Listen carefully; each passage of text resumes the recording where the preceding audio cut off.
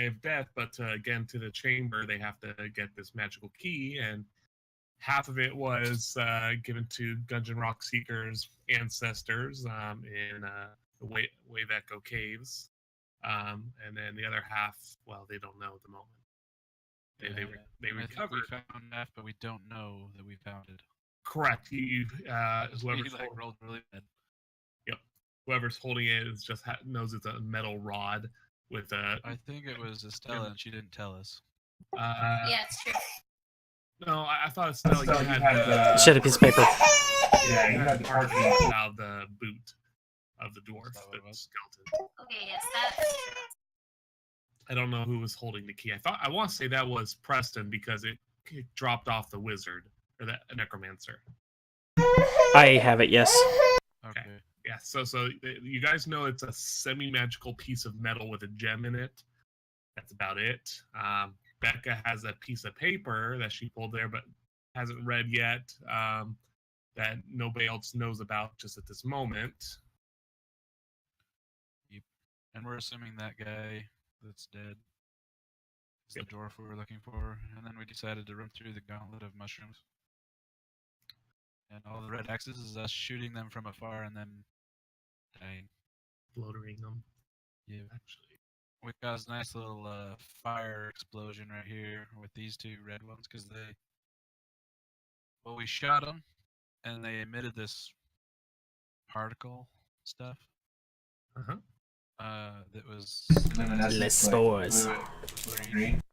And we decided we didn't want to run in there, so we had Estella light it on fire. Luckily, we didn't. We did it from a distance. Yeah, we did it from a distance. I think we were up here hiding behind the wall. And everything exploded and we almost died. Yeah. And then we got down here, finished those mushrooms off, and we decided we didn't want to handle these mushrooms, so we walked through the cave here. And we came down to the kitchen and found the lovely lady that makes pie. Okay. That's exactly it. Before we get started, does anyone mind hosting the stream to get more? You can't make me. I'm gonna shamelessly plug for the stream. You want me to Host it. If you can just set it to auto host, if you don't mind. Basically, every time we go live, go to your channel and type. Hold on, let me get the auto host one. I know you can do /host, but that only works once. But if you don't stream and you don't mind having it automatically stream, we'll do auto host. On Twitch or on On Twitch. No, I don't know if I've ever streamed anything. That's a-okay. Okay, so my connection is like less than a megabit upload. that's a-okay. So all it really needs to do is when you set the auto host, it's just basically when I go live, it'll go live on your channel too. Wait, I was telling you how to do it. I don't know. DM, is that okay? Yeah, go ahead. Okay, go ahead and go to twitch.tv, log in, Okay. and then I believe if you go up to your top right where your name is, you go down to settings. And then when you get to settings, you're going to go to channel and videos. Videos? Yep. And then do you see where it says auto hosting? Yes. You see auto hosting, team hosting, etc. Just go ahead and hit on. Okay. And then down further down, you'll see channels to host. Hit the plus sign. And do you see fuzzy-squirrel on that list already? No. Okay, just type the fuzzy-squirrel. Yeah. And it has to have the at the beginning, all one word. I see your icon. Okay, and then hit add, and then what will happen basically is it'll just host the channel.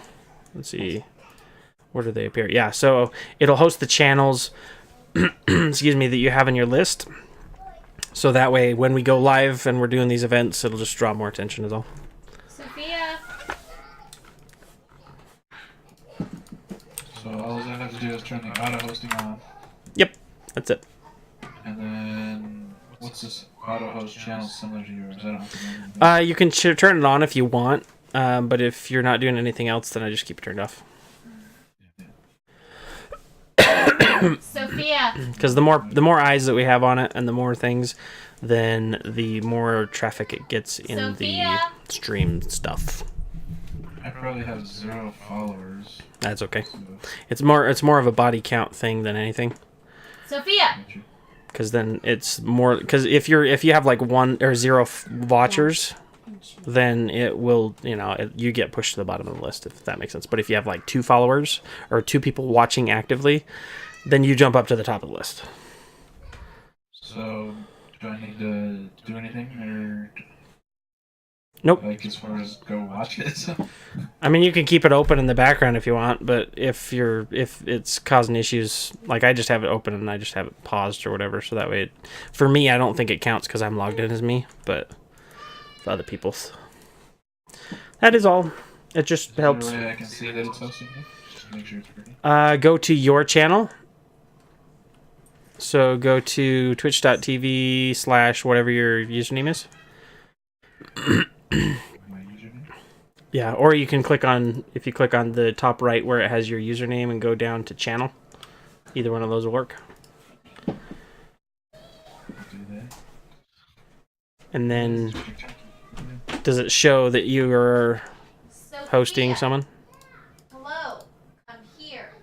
It says off. Get up here. Okay, so in this case, since probably because the stream's already done, type in this chat /host space the fuzzy-squirrel, and then hit enter, and it should do the rest. And that is all. I do need to add Sneaky to that list of frequent appearances. Bonefish too. Spell squirrel for me, because I'm going to spell it. SQUIRREL. Whoa. Whoa. Squirrel. I like listening to like German or Stop. squirrel. No. Right. So, like, watching you isn't good enough, you have to host you? Either works. Either works. But the host just makes it easy, so that way you don't have to think about it because it's auto-hosted. So if you don't, I'm always watching you now. okay, that works. Oh, All the above works. Put the thing. every step you take, Put Every step you take. every move not you on make. my desk. Head up. No, I'm not talking. That's way too much effort. Right. Perfect. That is all. Looks like we've got 3 followers now. 3 watchers. This is an all-time high. So how do you do the clicking thing? It's just a little circle that shows people where you're pinging. Just click and hold if you're on the pointer object. So on the top left, if you have the arrow selected, and you just click and hold anywhere on the map. Yep. Okay, that makes sense. So I was here, and then I went over here, No. and I peed in that corner, and then I took a nap over here, and now I take them over here. That's what I did last week. Sure. You did some of that. You followed around a little bit. You shot some things. Did you already fix his data? Yes. Okay, cool. All right. So you guys just appeared out of this cupboard. Your secret entrance here. You scared the daylight out of this poor woman here. Still making pies, even though there's no orcs left in the compound this time. That you know of. But she doesn't know. You scared her out of her wits there. She's got a nice row of pies lined up on this middle counter here, varying types and flavors and Sophia. tastiness levels. You guys have I want you to stop. cleared and explored everything you can in here. So now you decide what you'd like to do next.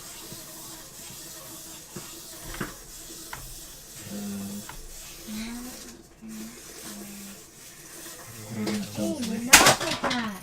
Lady orc /human. Maybe we get her employed. Wait. Wait, we don't have a castle to employ her at. Maybe we kill her and turn her to a meat pie. What sort of creature woman is she? She's a half orc. Half human is the other half. That's the default. I want you to know it's a half orc, half halfling. Half squirrel. A half orc, quarter halfling. A quarterling. a quarterling orc. Half orc, half human. The finer points of D&D. Right. Okay. I think I don't know. We can we could tell her that she's dismissed, unless she wants to also be dispatched. You have two choices. How come I only see me and Flint on this map? Am I in there or am I? I don't see anybody but me and Flint. Did Estella get deleted? I see myself. I don't think we can see your token. I can't see it anyway. I'm there. I don't know what to tell you, Preston. I only see me and Flint. So I don't know if that's... maybe it's visible to only her? I see what it does with me. Okay. Well, I would like to propose to the lady, and I was like, well, you've done a wonderful job with these pies. We'd be more than happy to take them, off your hands. When is your shift complete, and when are you due to head home? Shift, dude. I work here all the time. I don't head home. This is my home. Well, this is awkward. Oh, she was like, Wah! Vixen's tokens.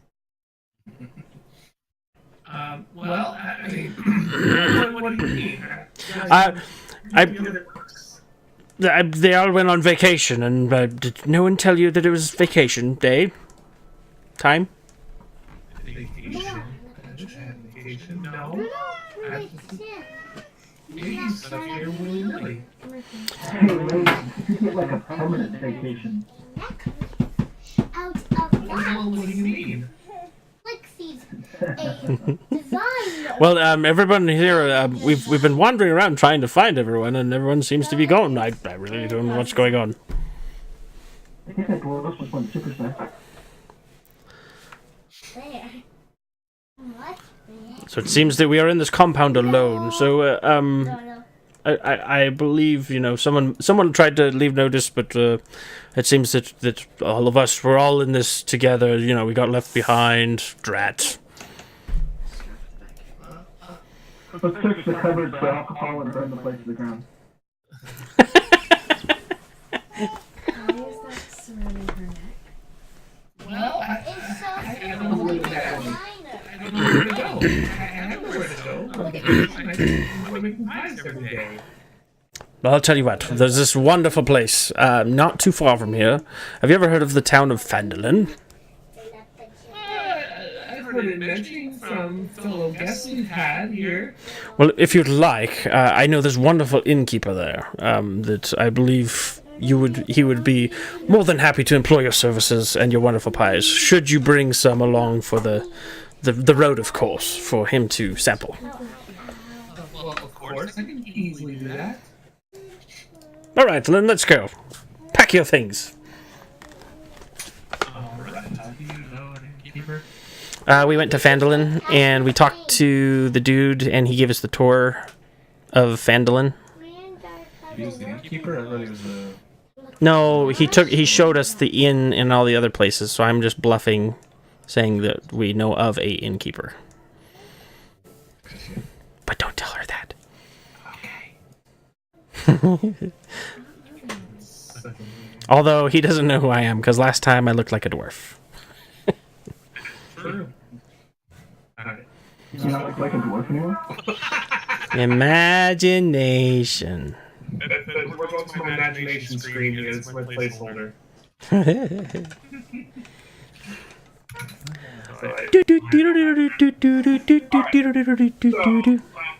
She agrees. She says, "Okay, well, I can go there for now. Fine." Did they say the orcs say how long they'd be gone? I believe it was a permanent vacation. Permanent. Well, I can't believe they didn't tell me. They loved my pies so much. Yeah. I believe one of them even on the way out the door, he was really rude and he stepped on one of the pies. It was very very distracting. Oh, I never. You can't. Well, they're now all in a better place. At me. No, you're not. Stand up. All right, so Stand up. you guys. After it's done, pleasure. You guys traverse through the cave system again, entering out in front of the Kragmaw hideout. Just so you have a visual here. You guys exit out the cave, right about here, whatever, like normal. And it's about almost noontime. You guys have been in the cave system for about a week now, spending days traversing through it, and of course spent a few long rests inside the orc cavern, and of course the travel back, no issue either way, or on the way back at least. And you guys get back to the front of the Kragmaw hideout. So are you guys wanting to go back to Fandolin then? Is that the goal at the moment? I think so. We accomplished what we were doing, right? Yep, we need to go find more information and drop off this orc lady. Myself. Yeah, I know. I need to sell crap too. Enough. I have a token for her. It's fine. You're not hurt. Really? Tears? All right. Take this off. So you guys start traversing towards Fandolin again, following along the paths that are along the ways there. It starts getting stormy, raining along the way. The ground starts turning muddy. The trees are swaying in the wind. And the rivers and streams are starting to flow extra. They're starting to overflow, in fact. Little puddles, ponds rising up here. And you guys get near family. You get to some high ground a little bit just to try and see where you're at. You're not, because you're kind of being blown off course due to the weather at this time. Krista? And so you guys arrive at Krista? somewhere a little bit south of the town. You're not far from it. You can see it off in the distance. No, SpongeBob's. He's describing it to you. But If you're paying attention, you'd know that. raining, Well, I thought we were looking at switch. Off in Why the don't you shut up? distance, you see fire. Because he needs your rudeness. Large flames. And you guys have arrived on this bluff.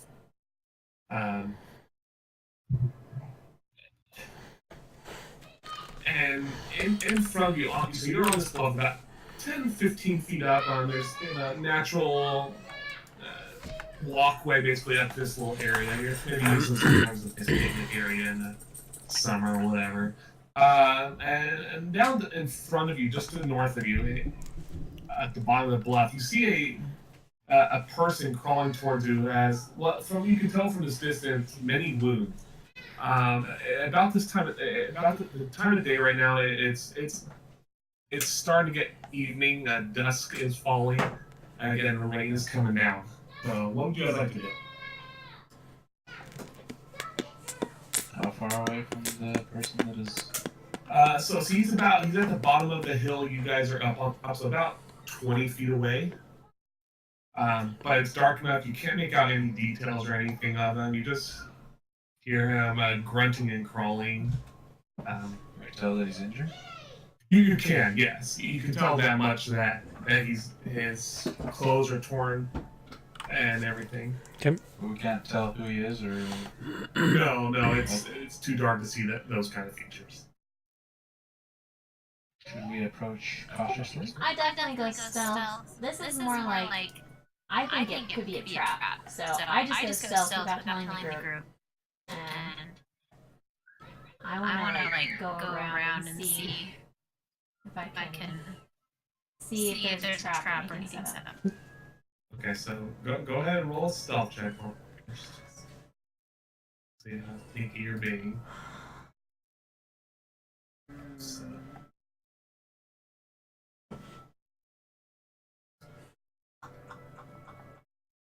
Sorry, I had to pull my thing up. It's taking forever.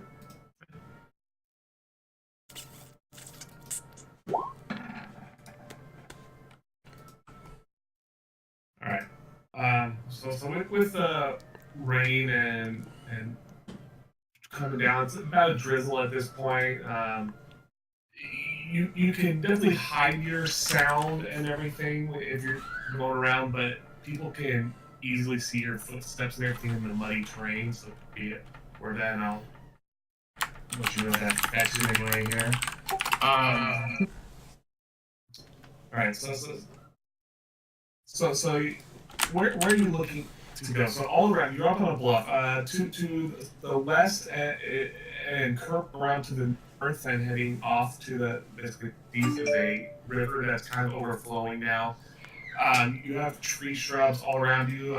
Directly north of you is a stone bridge. It's a smallish stone bridge. It's a different one than the one you guys initially crossed.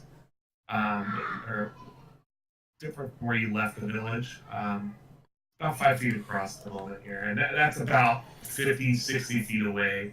The person crawling on the ground is, again, about 20 feet below you guys on. Okay. I'm gonna walk down to him, check him out. I'm gonna cast Mage Hand and be like, and I want to poke him. Are you okay? I'm poking him. Flint, you go start walking down towards him here. And while you're doing that, Oryx pokes him and he just lets out a grunt. You know, he just grunting, groaning, and doesn't make any other action. So I'm gonna keep poking him in the ribs. Just like, not hard, but just like, hello, are you there? Are you okay? And then when he doesn't respond, I want to poke him in the bum. Okay. He lets out a slightly higher groan. So. Well, he's alive. Joe, it's about this time, you know, he's been poked a few times, and he's still crawling on the ground here. You get in front of him, and while it's still semi-dark, of course, you have low lights, you see a bit better than most, but the rain's not making it easy. You can tell his clothes are soaked, he has wounds all over his body, he's bleeding a little bit, but the rain is, of course, making it hard to tell how much he's actually really bleeding.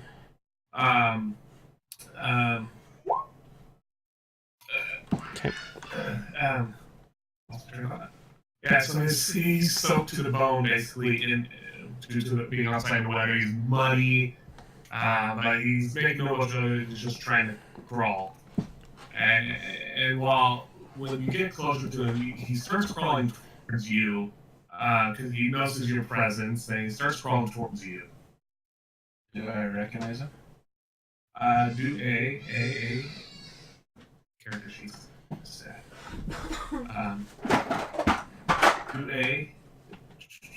Do a perception check. Anyone who's doing it, or just him? Just him. Oh. Alright, so you don't recognize this particular villager. This is just a villager view. Okay.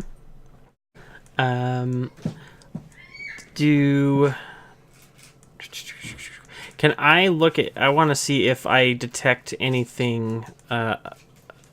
I want to approach him slowly, but not close enough that I'm in, like, striking distance, if that makes sense. So, you know, keeping a good 10 feet away.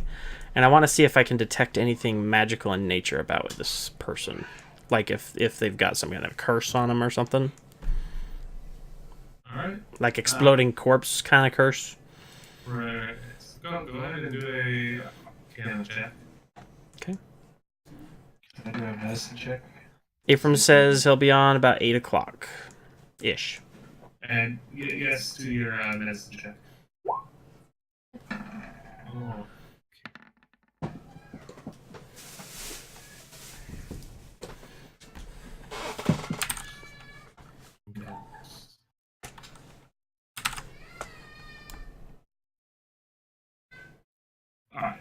13. So the Arcana check. You are checking out his body. You're not noticing anything magically different about it. Nothing that you can tell magically wrong. Okay.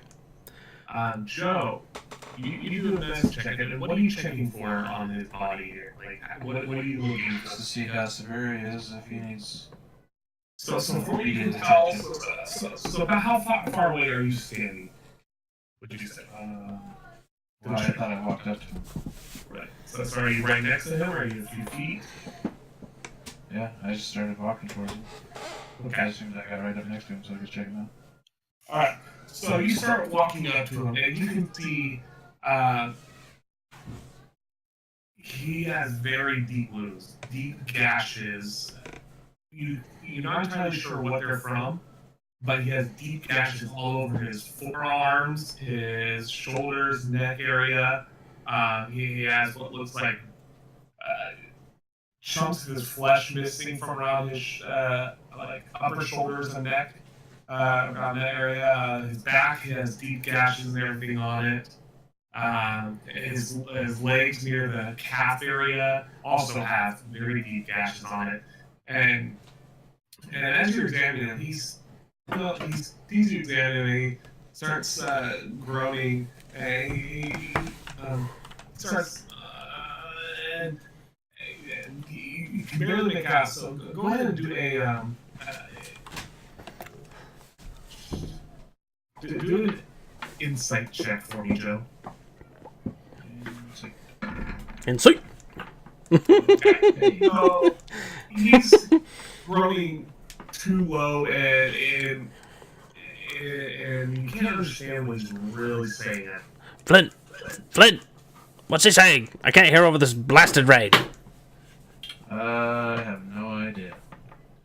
Alright, and he crawls a few steps further and just collapses to the ground. And Eldritch Blast! No, I'm just kidding. Just kidding. I rescind that. he stops moving. You can see he's face down at the moment, basically in the mud. And you can see his back barely rising. Can I try using my mage hand to see if I can find any personally identifiable objects on his person? Yeah. AKA, I want to pickpocket him a little bit and see who he is. Because if he's like a zombie dude, like a thrall,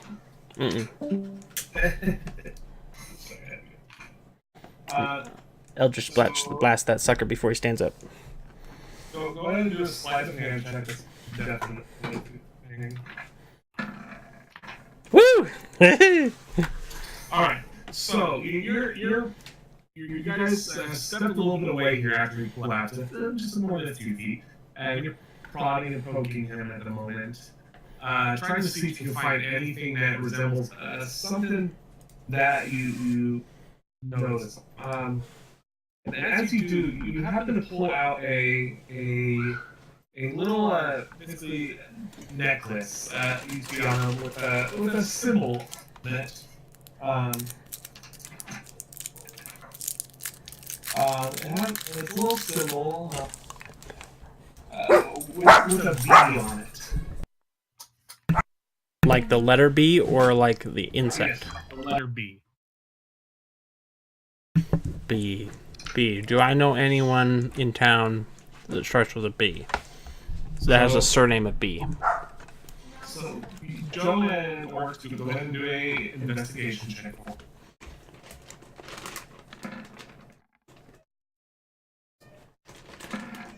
Alright.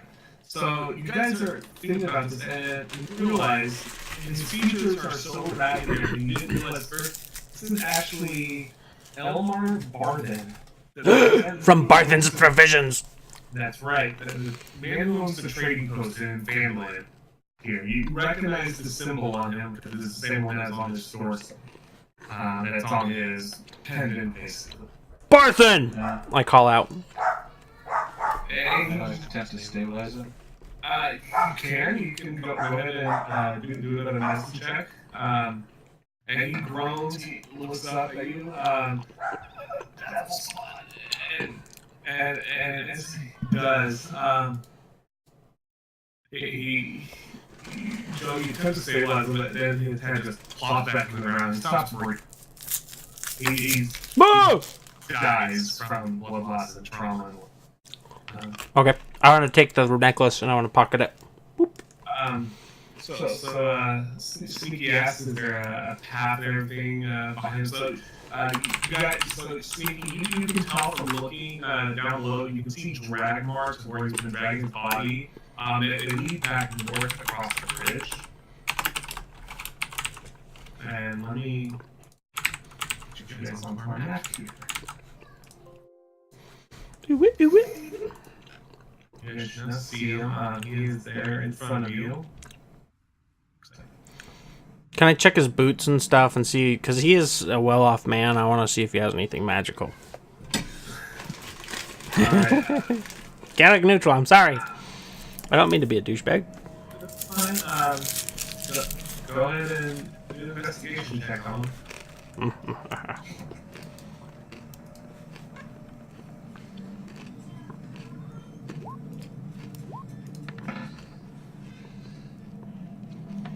Alright. So you can't find anything of worth at the moment. It's just all tattered and torn up. Okay. See all sorts of marks here. Sneaky, I need you to do a stealth check for me, please. Okay. Alright.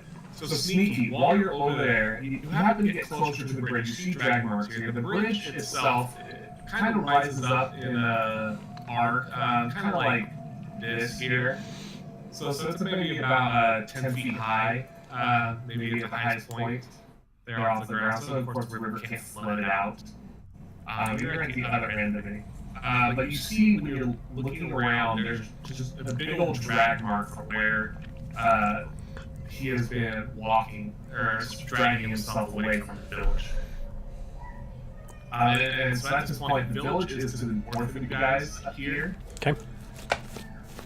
So what would you guys like to do? I want to turn to Flint and be like, where did everybody go? Because at this point we can't see Rurik or the orc lady, can we? I want to see what it is on the other side of the river. Sorry, say one more time? Sneaky? I want to see across the river. Okay.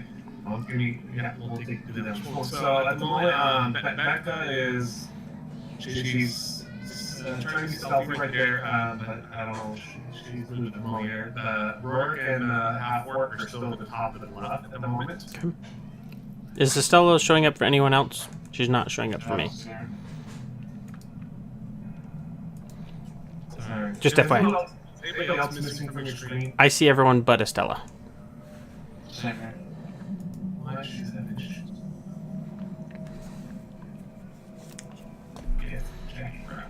She changed. She's sneaking. She's very sneaky. She's so sneaky we can't even see her in the Overlord map. Flint, there seems to be trouble afoot. Rurik, Mr. Ironfish, lady, I forgot your name. I apologize. You make great pies. There seems to be trouble afoot. Stay frosty. Yeah, I heard him say devil spawn. He could have been talking about me, but Could have. But then again, it could not have been. I don't know. Guess we'll have to investigate. Indeed. Sneaky, sneaky, sneaky, sneaky, sneaky, sneaky, sneaky, sneaky, sneaky. Who's at the door? I think it was the missionaries. I didn't get it because I don't want to deal with it. I had to guess it would be the missionaries. Try this. Do you see it now? Yes, I can see her. So Becca, we just told everybody that trouble's afoot. You're sneaking. Sneaky's over by the bridge Why is crossing. Trouble afoot? Because he died. And he's a devil spawn before he expired. Would Becca have been close? Becca, how close were you? Would you be close enough?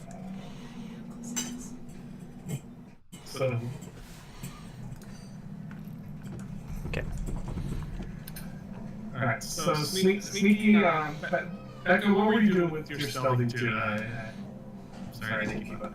No, you're fine. I was just looking for traps and that such, like observing the situation from a distance to see what else. Alright, yeah. So nothing's changed as far as that. Okay, so Sneaky, you go over the bridge here, and you see yourself here. You yourself see a literal horde of people walking your way very slowly. What you can tell from this distance, again, it's rainy. The weather makes it very tough to see. That all these people have torn, tattered clothes here, except for one person at the head of this party conglomerate of people is in basically kind of a studded armor, everything like that. You recognize he has a full mustache and everything like that. He's wearing studded leather armor and everything. And these townsfolk coming your way here, but can't make out other than they seem just like this other gentleman who died. That they're in what looked to be bad condition from this distance. Do they appear to be bound in any way? Chains, ropes? No. Okay. And do they seem to be somewhat friendly to the guy in armor? Friendly to what? Do they appear to be friendly to the guy in the armor? Yes. Yes. He seems to be leading them at the moment. What can be done? And it makes it kind of hard to see details because back behind him is, of course, the burning village. That's family. No. I hailed the guy in the armor and asked him what happened. Okay. So, before we get any further, I'm going to need everybody to go ahead and roll initiative. Initiative! Do the cue out. Yeah. Ooh, I like these. These are good ones. Timmy, I'm sorry. I rolled. Flint, where did Timmy go? Where's Estella? Sorry, I attempted, but I didn't click first.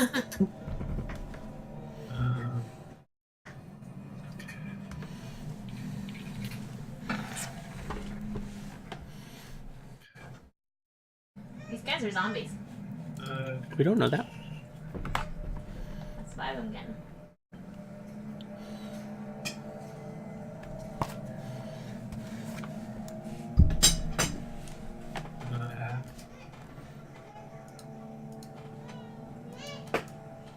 All right. As you hail this person, all of a sudden you see his eyes light up and glow blue. Like, his eyes all of a sudden light up and glow blue. Think Arthas. Kind of like that, yeah. And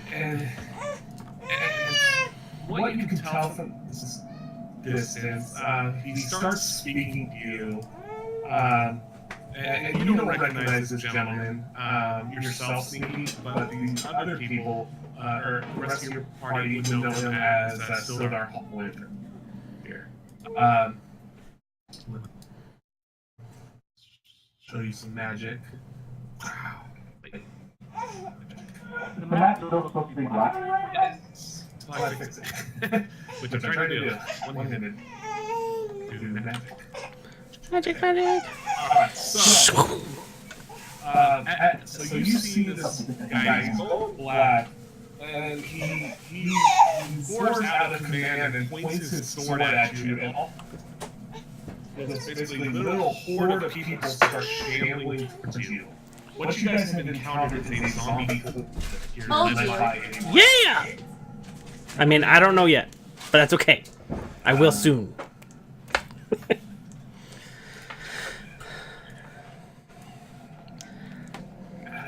Would we have heard him when he hailed Would we have heard him from our distance? No. On the rain, everything guys. Lightning strikes. He sees the side of his face. Are these the cheating running zombies or the non-cheating slow-moving zombies? Slow-moving zombies. Normal shambling zombies. I can escape, right? You definitely could. Make sure I get to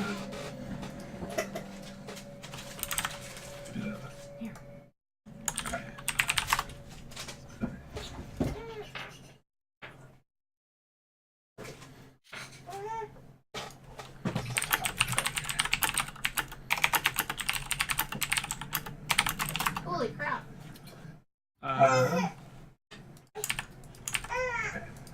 Alright, so they start shambling towards you. Oryx, you don't know this yet. You can't tell from this distance what's going on at the moment. You just know the fort. Can I spend my turn just going around looking for, just investigating the area? Not necessarily going towards him, but just investigating around. Right. So, fine. So go ahead and do an investigation check for me. Or actually do a survival check. Okay. So as you go around looking, for tracks or anything of abnormality around the area, trying to see what's going on. Well, maybe you can try to make out what's going. This guy is trying to do here. Would you stop it? And you look around, but the rain has obscured enough because it made a lot of mud here, so you can't really tell too much. Mostly, you see, this is basically the first human presence at the moment you see making tracks or anything. Okay, but as far as that, we don't see any tracks that are moving towards the town from where we're at and that kind of stuff where I'm at. Right. Okay. Most you maybe saw was Timmy going over the bridge. Okay. So we'll go ahead and hold your turn now. Becca, what are you doing at? I want to go north just a little bit into more of this tree coverage. Okay, go ahead. Hide yourself in there. And what are you trying to do in the tree? Well, I just want to take more cover in the tree. And I'm going to... So, would our measurements be accurate on this map with the measuring tool? Yes. Definitely. Well, we don't really know what's going on yet. Correct. You wouldn't know they're over there yet. How do we not know that they're over there, though? Like, can't we see that far? No, it's raining. Yeah, the rain weather is obscuring your guys' vision enough. They're far enough away. And it's really hard. You maybe can make out this guy closest as more than us shambling towards you, but nothing more than that. You can see Sneaky just fine where you're at, but these guys clear out here, there's no way you can see them. It's dust right now. And They can see the pile of wet that's now sitting underneath me. The what? I just saw a bunch of zombies. Just see the pile of wet that's underneath me as they... Crapped himself? It might be a bit too much in with the mud there. GTFO, run away! Okay, this guy that's dead right here, Huh? I think I want to create bonfire on him. Okay. Well, has anyone looted him yet? Preston's attempted to. Didn't find anything for it. Okay, so maybe I want to loot him before. Okay. So you can definitely go ahead and try to do your own investigation check on him here. See if you can find anything. Are you burning him because you know, as a non-player, that you know they're zombies, or because you want to give him a grave? Because he just gives me a weird vibe. Sorry, you said an investigation, right? Yes.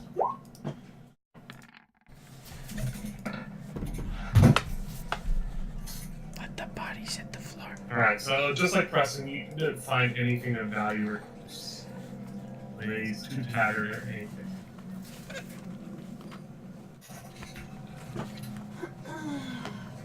Okay, then I will create bonfire on.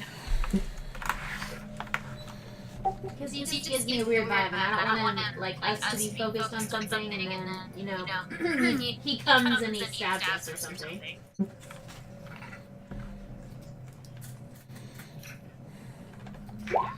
Before she kills him, I'm gonna poke him with my finger one last time, make sure he's dead.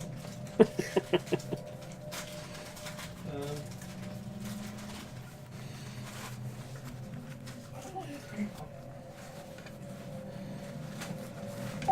put it in the chat. Thank you. That must be one of the ones we just never changed.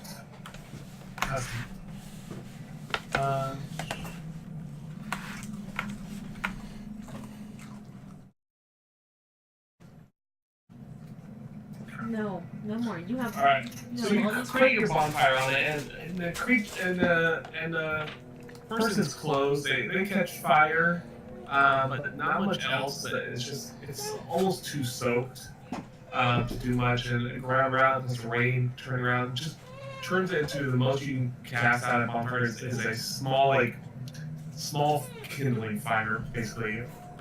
So not much more than like a stovetop kind of thing going on. That makes sense. I kind of forgot it was raining. Alright. Kirigiri, she's just sitting up top. She's watching this. She's got her hands over her mouth as she saw this man collapse there. She's not doing anything else at the moment here. Flint, Did what she do you pull do? initiative? You saw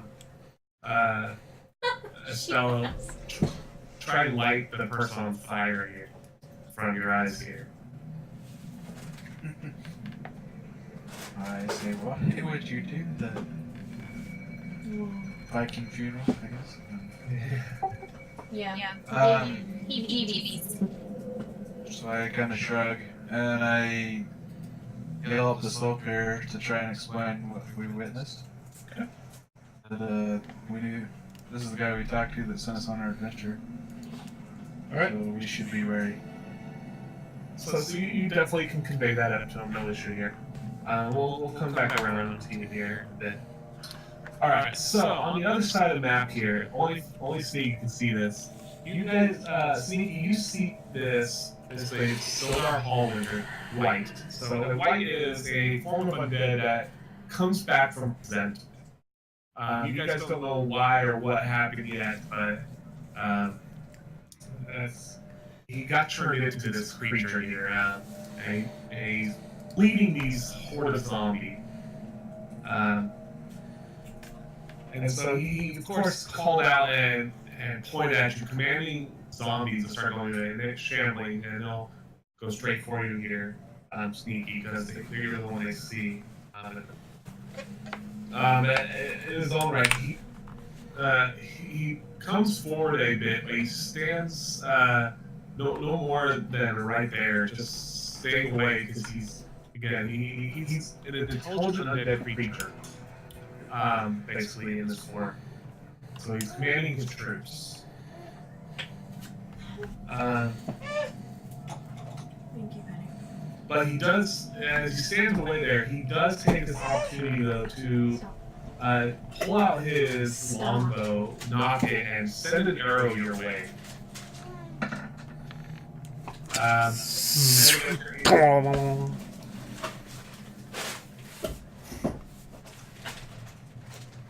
What you got, Sneaky? I would like to dodge the arrow if I can. It's not Uncanny dodge. initiative yet, so anything I can do. But what's your armor class? It says 13. Okay, so the arrow misses you. You see the arrow kind of, you dodge out of the way a little bit here, and as you dodge out of the way, he knocks his bow and makes another quick attack at you for 9, and it misses again here. Consecutive attacks, misses. All right. As this is happening, the horde of zombies, if I can all is. The horde of zombies share. Let me just Let's see here.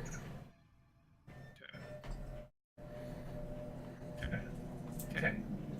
The horde of zombies is shambling closer. Not that much here. Just one. Just one. Is coming up this way. Is coming up this way. Timmy uses a secondary action to poop his pants. Something like that. Timmy, as you're talking, a few zombies come towards you. You see the ones up here on the hillside cliff face. Basically, they start falling down. These guys have fallen down because mindless creatures. They can't do much more than just go straight, basically. As they do that, they fall down the cliff. Okay, take a couple damage each here. Alright, well that's on Rourke here. Rourke, pause character. He's not even on the map. There he is. Yeah, he's down there by the work. The half work.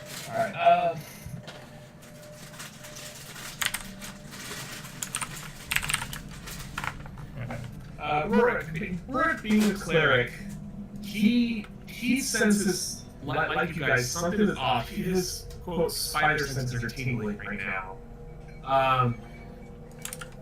And he hears you guys like your warning, Flint, and he calls back to you guys to be prepared because something's coming. He doesn't know what, but he can tell you guys something is coming that it doesn't feel right to him. Something feels wrong in him. At the moment, he's going to go ahead and stay up there with Kiri. Does he tell us what direction? He says from the north. Okay. It points in the direction CE was. Okay. Timmy. Alright, so Timmy, you're talking these arrows, and as you're doing this, the zombies have been shambling closer. They're all about 20 feet closer, and what you can make out, there are about 30 of these zombies. A literal horde, all being commanded by this man right here, who's been shooting arrows at you from a distance. What would you like to do? Well, I'd like to target his head with my handheld crossbow. Okay, well, what's the range on that crossbow? Just want to make sure, can it shoot within 25 feet? If you hit the cog next to it, in the weapon area, it'll tell you.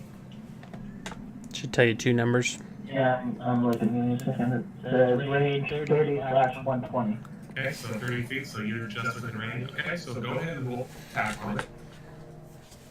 So you can just click on the hand crossbow in there, and where you on there. 43 is a hit, so go ahead in the chat box, click the hand crossbow there, and it'll roll damage. 7. Alright, so where are you aiming this crossbow at? It's a zombie, you gotta aim for the head.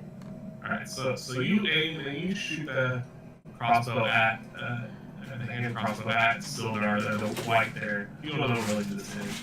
And it goes, you aim it and it hits him in the head, and his head knocks back a little bit. You can't hear anything, but you see his head knock back a little bit, and he comes and his eyes flare blue a bit brighter here. And he lets out a guttural roar as this happens. It doesn't do much else for what you can tell, but you see it has, struck him very little. So, like, little to no effect. So these are cheating zombies. One sec here. I'd like to use my movement at this point. Use the movement to GTFO! Go ahead.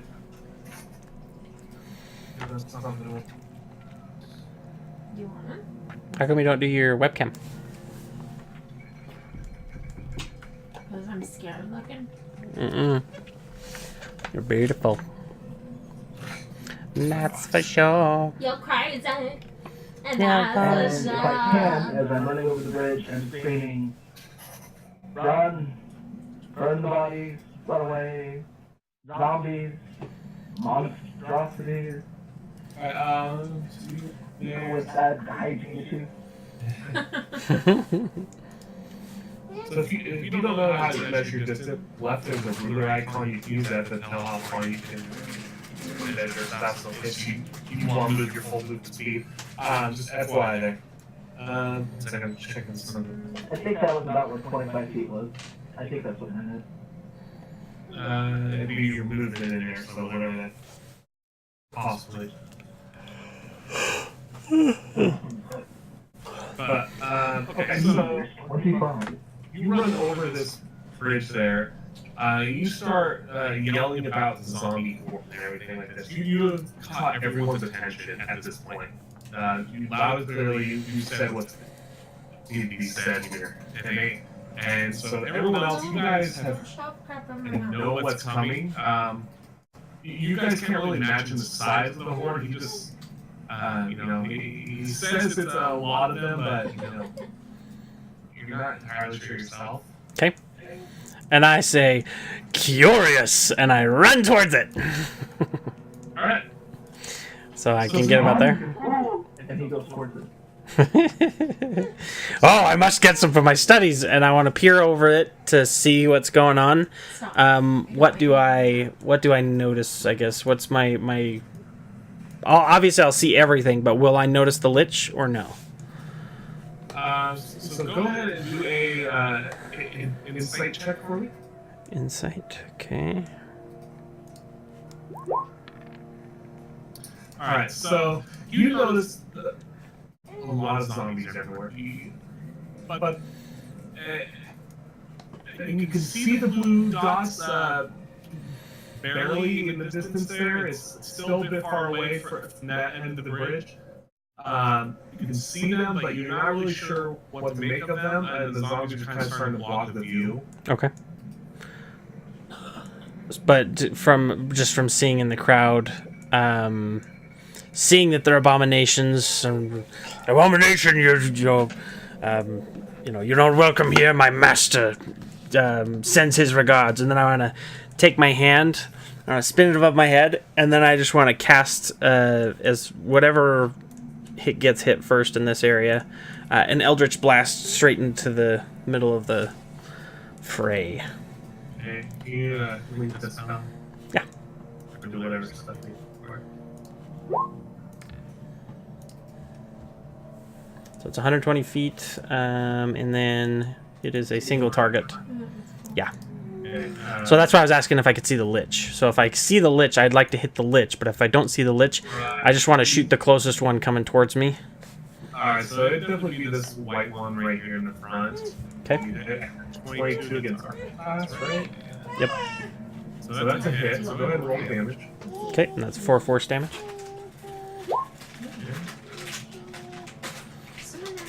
Okay.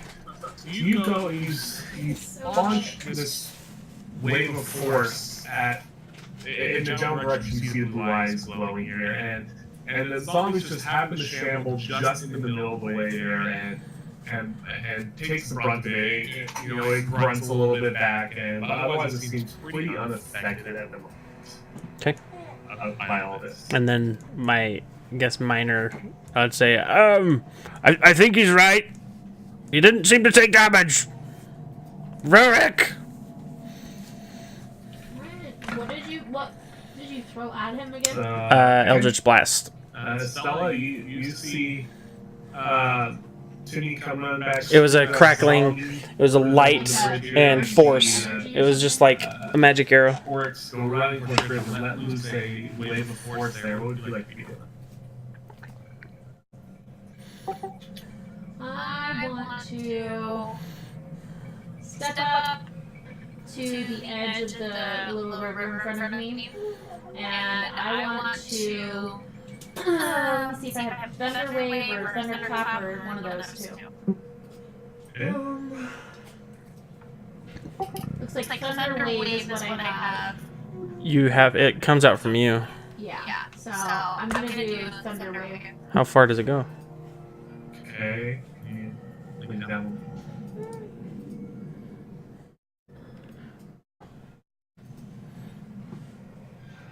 Hold on. It's wanting me to cast. Okay. I think if you click the chat bubble there. Oh. Wait, no, never mind. Sorry, I think it's something else. Why don't you just cast it? Penny, I hate you. So. Okay, so you're gonna cast it then? Yeah, I'll just cast it. Swift force moves after you. Each creature originating from you. So, you do Thunder Wave, right? Yeah, That that's all I have. won't hit anything. Okay. Okay, well, I guess I have to get closer. Yeah, I was gonna say, it's a 15-foot cube around you. So you'd be hitting. You'd just be hitting us. Teammates and none of them. Shut up. No.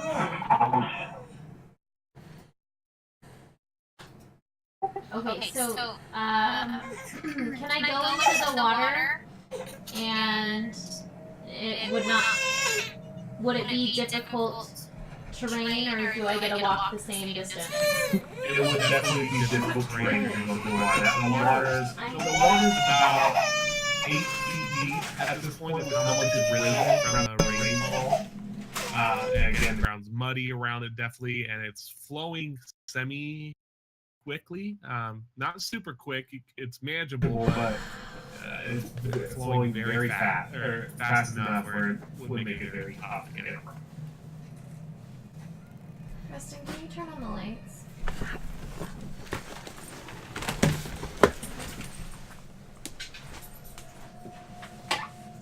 Okay, well then, I guess I will use the bridge. Sure. Hey, Penny. Hi. What is it? You come here. Yeah, but I'm still not close enough, so... You can hold your action. You didn't put a trigger on Yeah, it? I think I will hold my action of the Thunder Wave. What's the trigger? Let's go Until... across the bridge. Stay across the bridge. Stay Let's across destroy the bridge and watch the zombies go for a swim. We can do that. Okay, is that what you want to do, Rebecca? You're trying to destroy the bridge? Yeah, I have no idea how to do that though. You attack it. How would you like to do that? Yeah, that's just it because I can't nothing that would... You go beast form and dig. Go ahead and do a survival check for me.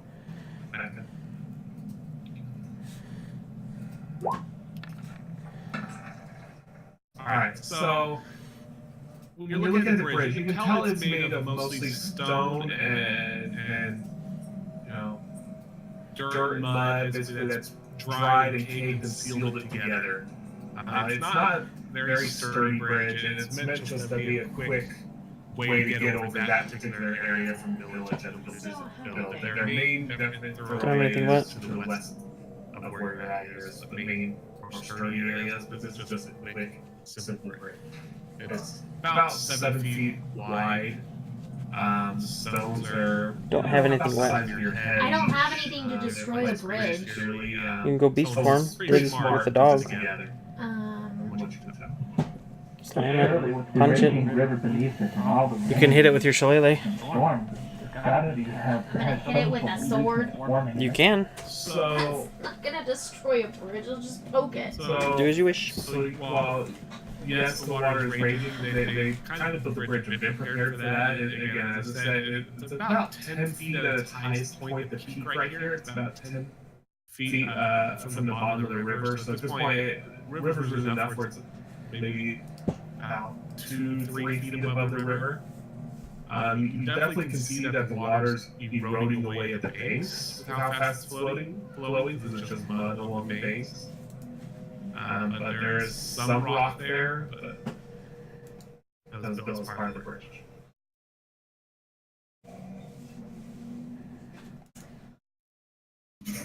I need to see the books.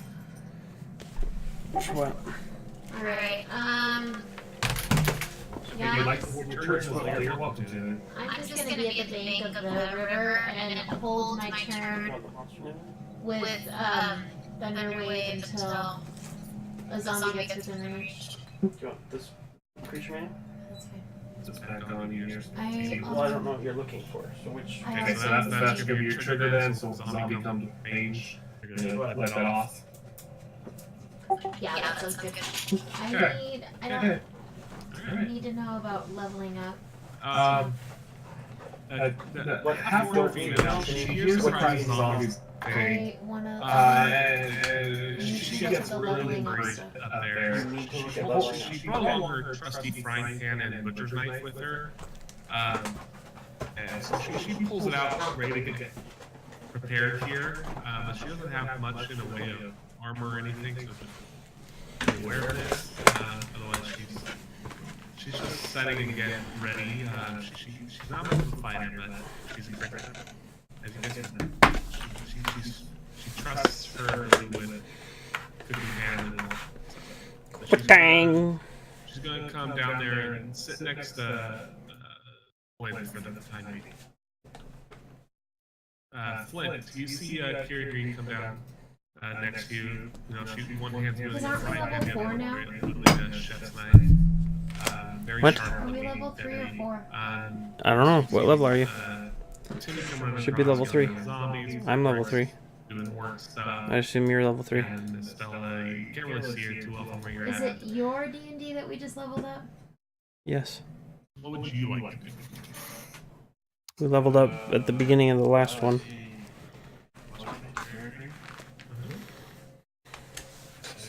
Alert. And then I run up next to Timmy. Wide-eyed, she nods at you as she just stays there. Alright? And summon a dwarf.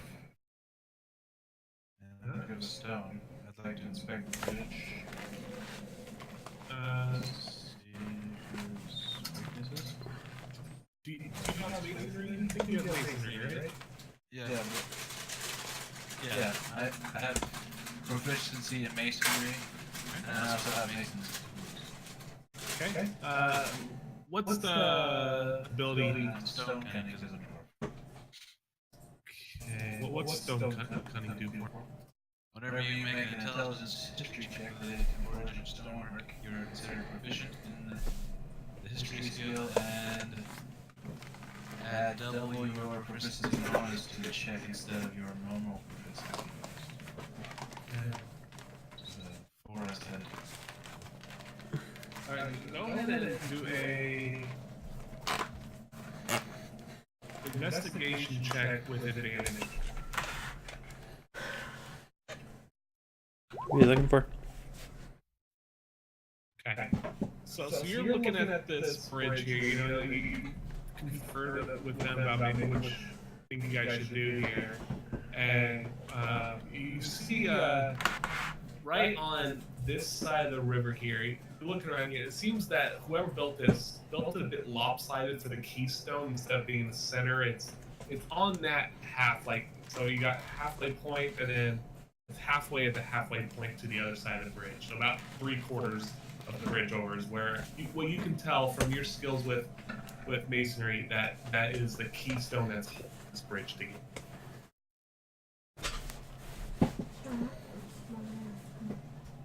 Sweet.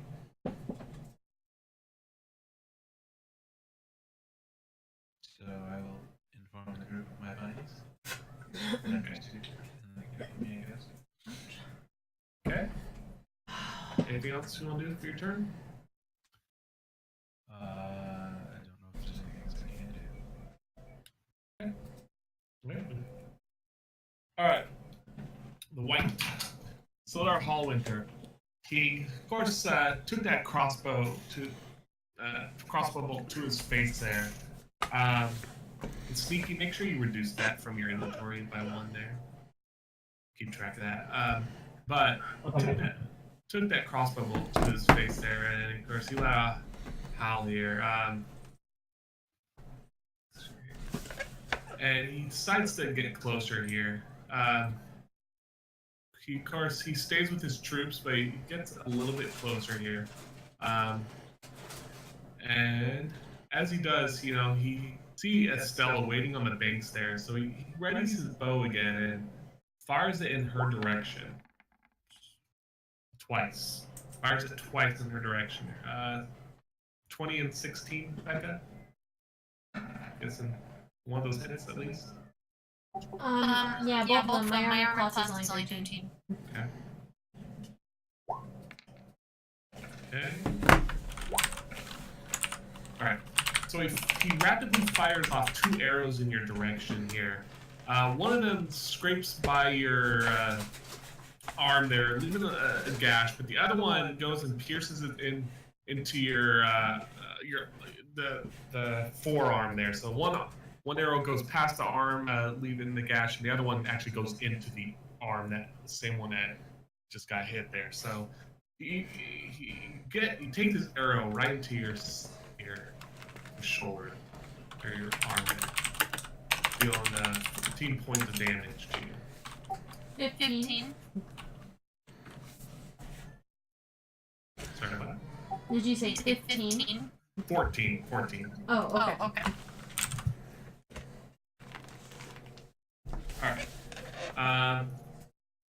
Alright, zombies.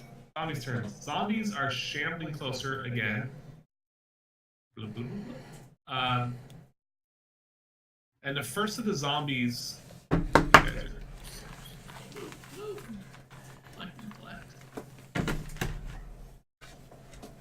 First of the zombies are starting to come around the cliff here and get near the water. Here, we'll activate your trigger here in a moment. Oh, come on.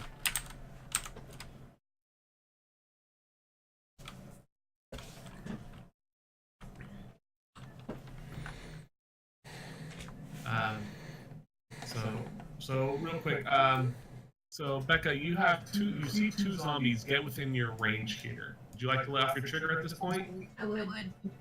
Okay, so go ahead and do it. And go ahead and do whatever your rules are. Okay, so then you do the 12 Constitution. Go with the left value 6. Is it doing advantage? I don't know why it's doing advantage. It's me. I forgot to turn it Okay. Okay. So 6 for the first one closest. 12. Okay, so and you'll 7 damage them. So you send out your and then I need Ski and Oryx to also do Constitution saving throws, please. Okay, I rolled an 8. Okay. They should get some protection too, since they're right next to Flint, right? That's advantage against, I think, enemy. If he's within 5 feet of you. I'm not an enemy. No. Not unless you want to be. No, I'll have to use it. Alright. So you. So both Fuzzy and Sneaky, you guys both take 7 damage. And real quick here. So the zombie do hit, goes flying, was it 20 feet? How far did it go? 10 feet. He goes flying backwards 10 feet here, and this guy, he gets hit, but he's at the bare edge of it. And while he does take some damage, he doesn't get knocked anywhere, and this guy's going to be prone. I really wish there were better symbols here to symbolize prone. And then Sneaky and Oryx, you guys both get affected by this wave of force and go flying 10 feet backwards. Backwards, being away from that guy. Go out and measure yourself 10 feet. Go somewhere over the years. Yes. Yeah, right about there is good. Pretty good. All right, so Preston, you go. You happen to be just the right. You go flying off. You land in the bend in the river there. It's semi-shallow there, about 4 feet, but the water is moving pretty fast. But you landed flying in there, and Sneaky with landing flying away over there. think Joe was in range there. No, he wasn't. Okay. Sorry. Alright, and so the zombie horde has gotten closer here. There are a lot of zombies, of course. They're getting slowly closer. And zombies, of course, moving straight. This one of them falls off the cliff on this side and gets swept into the river and flows down right around there. So, just FYI. And then, at the same time here, right next to Kirigiri and below Rurik here, you guys see Barthen. What's his face? Barthen here. Elmar Barthen. He starts getting up. He starts standing back up on his feet again. And he shuffles closer to Kirigiri here and goes and starts slamming into her. At this point, he says, 6, it should be, yeah. Then misses. She lets out a scream because this guy is risen again. You know, he has no light in his eyes, basically. Just dead blank eyes, black eyes, and doing the zombie noise thing. Just be aware of that, I guess. Have him over there. Rurik sees the zombie get down here, or get back up. And he knows he doesn't have much time to go all the way around the bluff there. He's going to attempt to go sliding down the bluff here to get to the half-working side here. Gonna do an acrobatic check.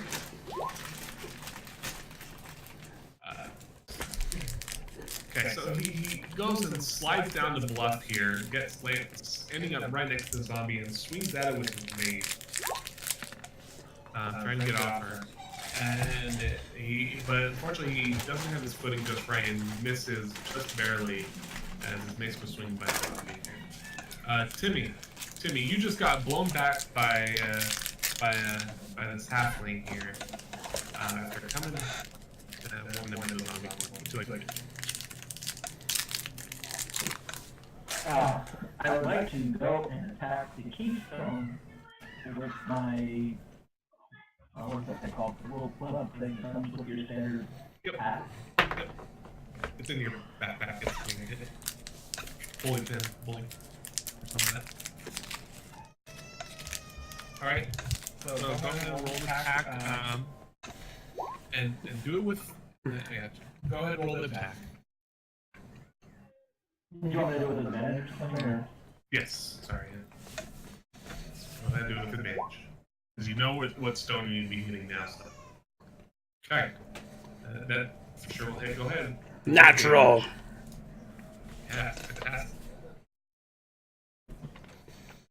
I roll again? No, roll the damage. Damage. And then it's doubled because it's his crit, right? It rolls it twice. Oh, cool. Perfect. Alright, okay. So you take your belaying pin and you start bashing into the rock there. And while a few pieces of mud and old stone chip away, it doesn't make much of a dent on it just yet. So.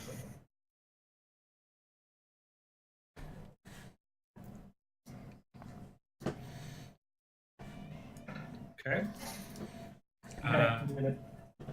Alright, Oryx. Oryx, so you've landed in the river at this point. To get out, well, of course, it's going to be your disadvantaged terrain right now. Or difficult terrain. Okay. Be aware of that. Okay. You're basically landing butt first into this water there. I'm like, this water's freezing! And so I stand up, indignant, and I would like to try and shamble over to where Mr. Flint's standing. Okay. Hello. Welcome! We have zombie hordes. We need your help. There's like 50 of them still. Preston, go ahead and do a dexterity check as you go up the river bank right there. Okay. Just because it's wet and it's... Regular flat dexterity? Yeah. Reach out and hand help real quick. Alright, yeah, go ahead and roll it. Somebody go down the river. So, Say again? go ahead and roll it one more time since Flint's going to help you. Flint, grab my hand! Okay, so he sees you trying to get up the riverbank there to the rocky edge of it, and he grabs you, pulls you back up. Thank you. And then I'm gonna turn. I'm gonna give her Estella a look. I'm gonna put my fingers at my eyes and my fingers at her. I saw what you did. And then I'm gonna turn my attention to the zombie horde. Actually,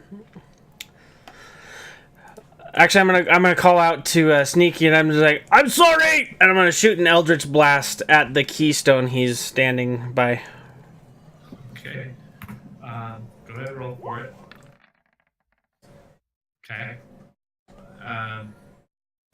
So you shoot it at it, but because of the mud in your eye, being in the river right there, you haven't maybe cleared it from the face or anything. A little bit drips in your eyes in, and you shoot a bit low, and you shoot a stone that's supporting that side of the bank here.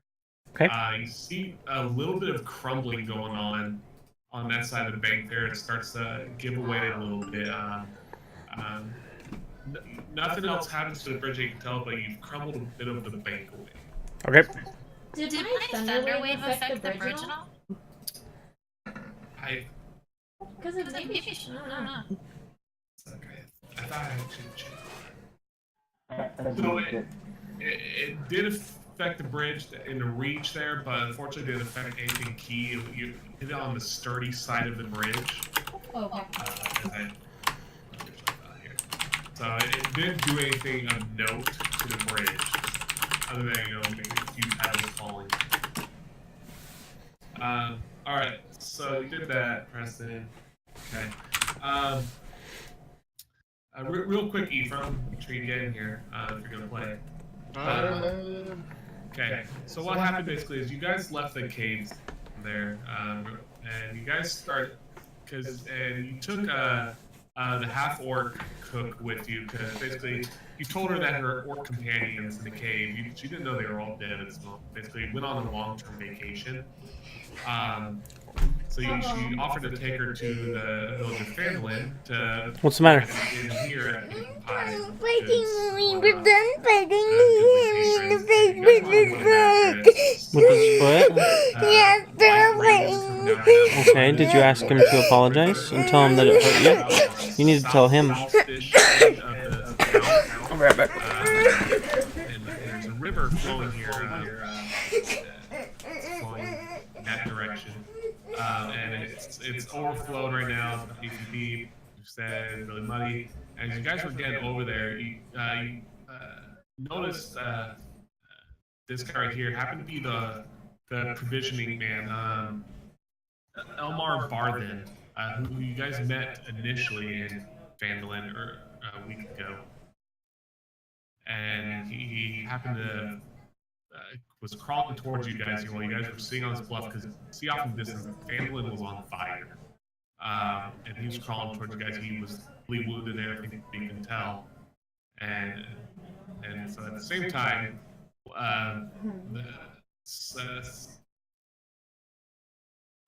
Sneaky went over the bridge and happened to see Sildar Hallwinter, you guys had rescued, basically in zombie form, what's called a white. It's basically a zombie that is intelligent, it's been brought back to life due to evil resentment kind of thing. He has glowing blue eyes, and then around him is a horde of about 30 zombies, slowly shambling in. And from what you guys can tell, they were villagers. And at the same time, this guy had fallen dead near you guys, and while you guys thought him dead, and some of you guys went off towards down to try and see what to do about this zombie issue, and then he started rising, so you went down the slope there, you slid down and attacked him. That's where things stand at the moment.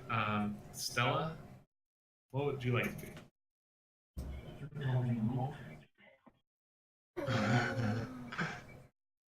Okay, I can't tell, but which one of these guys is it right there in the middle? Is it sword? Yes. Do you see it? Oh, I didn't pause the tag there. Oh, okay. See him. So yeah. So he's the one that shot you. You just got shot with a couple arrows in your arm. Right. And they both. I thought only one of them went in my arm. Or did both of them? Right. Only one. Yep. Is it a minor action to pull that arrow out? Yeah. Okay. It is. I would like to take that out. And no, it's just not my turn. I think I'd like to take a healing potion, or is that my action? I would count that as your action if you're minor action. Your healing word might be a bonus action. No, not a healing word, my dear. Did you take it off? You had a healing spell. I didn't. That's my other character.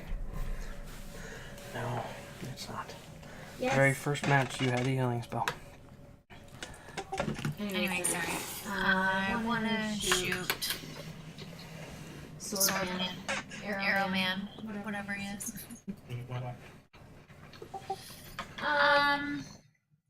want to do my shillelagh javelin.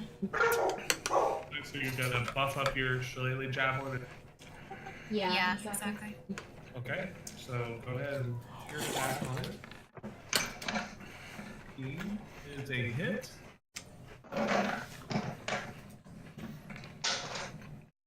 5. Okay. So, what type of damage is that? Piercing on that? Yeah, it is. So you throw your javelin at him, and you have him break through. I mean, it hits him in armor, but it stays there. And from what you can tell from this distance, it doesn't make any noticeable difference to him. He acts like he doesn't notice. He's a monster. All right. Kiri, gosh, I gotta change that name. I can't. Let's just call her Kiri or something. Kiri. Yep, we're changing her name to Kiri. This was already a random generated name. Kirito-sama, my hero. So what are we trying to do here? Survive. But which direction are we going? Nowhere yet. You guys are just so far just. We've come from the south, and we're trying to go north. They're coming at us from the north. Okay.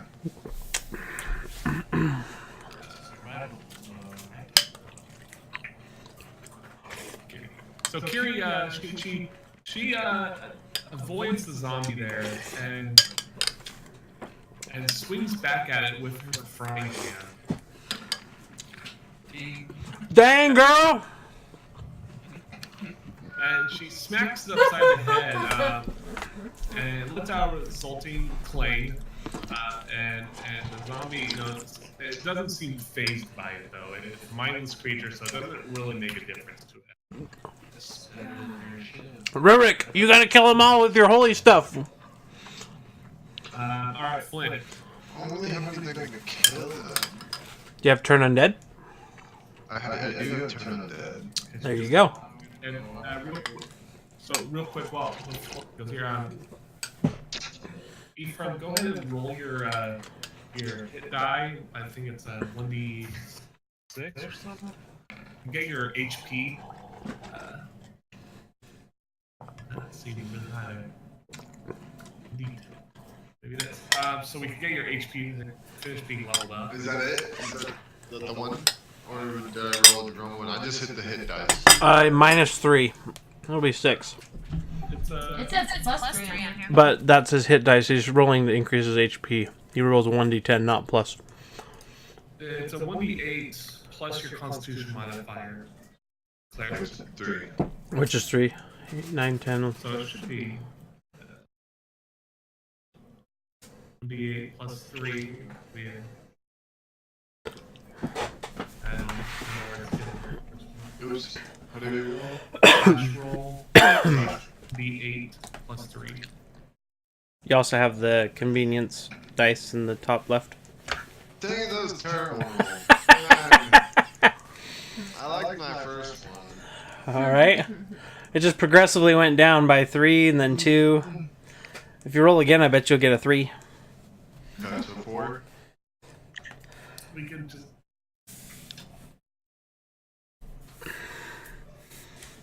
Okay, what else do I get leveled up? I see that I have a bunch of new spells.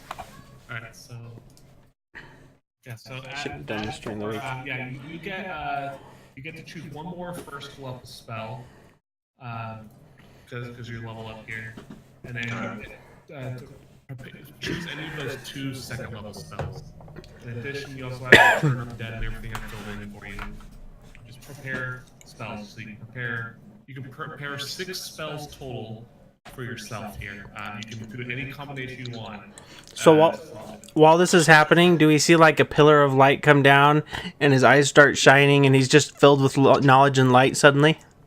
No, this happened earlier in the caves. Oh, dang. I didn't read you guys because you underground. No, it just was late. Oh, I feel enlightened. I know how to defeat the Horde. And I have an explanation of your how you can choose how many spells you have on your Chimerian 4 page on your stuff. Whatever. So anyway, sorry, Flint. You moved up on the bridge here. I'm gonna tell Nomi to and since I have basic tools, can they help me remove this keystone? Yeah. So go ahead and do a strength check with +2 bonus to it. So just add 2 to whatever. Strength check. Just click on strength. Yep. Dang, Joe. Okay. 15. Okay. So you go knocking away this keystone there.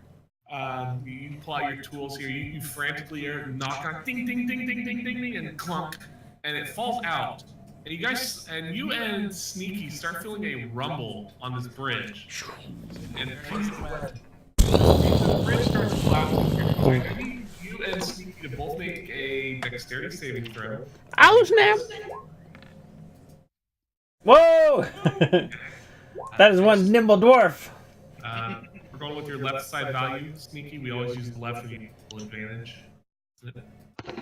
Anyway. So Joe, you feel the bridge come because you were ready for this. You knew what happened. So as FYI, you're probably closer to that end of the bridge. Which way do you want to jump, Joe? So you can probably jump about 5 feet. So either there or there.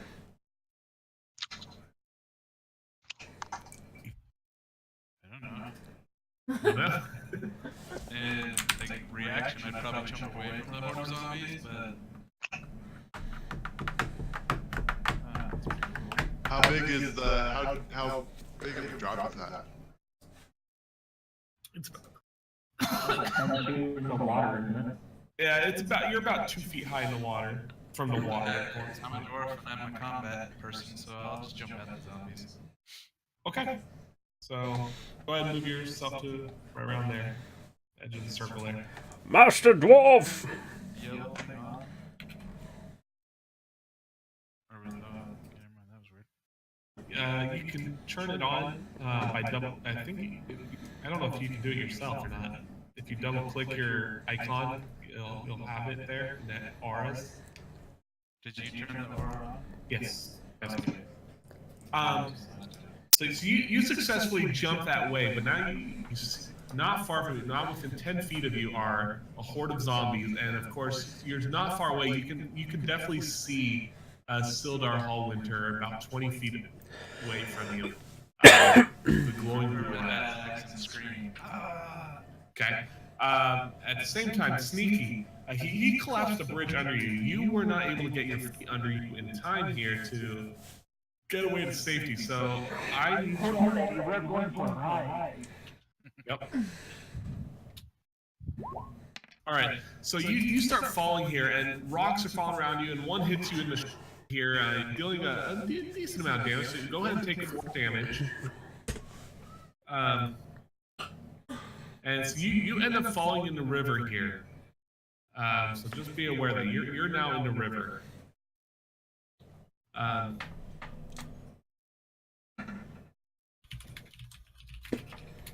So Sildar, he sees the dwarf leap closer to him, and He's tired of fighting from afar. He runs up,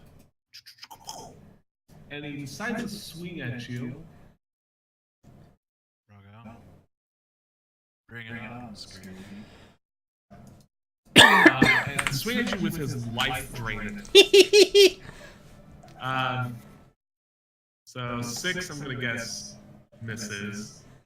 Is that a melee attack? Yes. I would like to spend a Hey, buddy. What's the matter? Okay. You can't see your mama. It's called Repulse. You don't want to watch Jingle Bells? Yep, percent. Yep. When a creature misses you with a melee attack, you can use your reaction. Spend a superior die to make a melee weapon attack against the creature. Okay, go ahead. What are we gonna do downstairs? Mommy can't right now. Look, Well, we're playing this. if you hit, you add the superior die to the attack's damage roll. So, Okay, so go ahead and roll the die first, and then go ahead and roll your attack. roll the superior dice.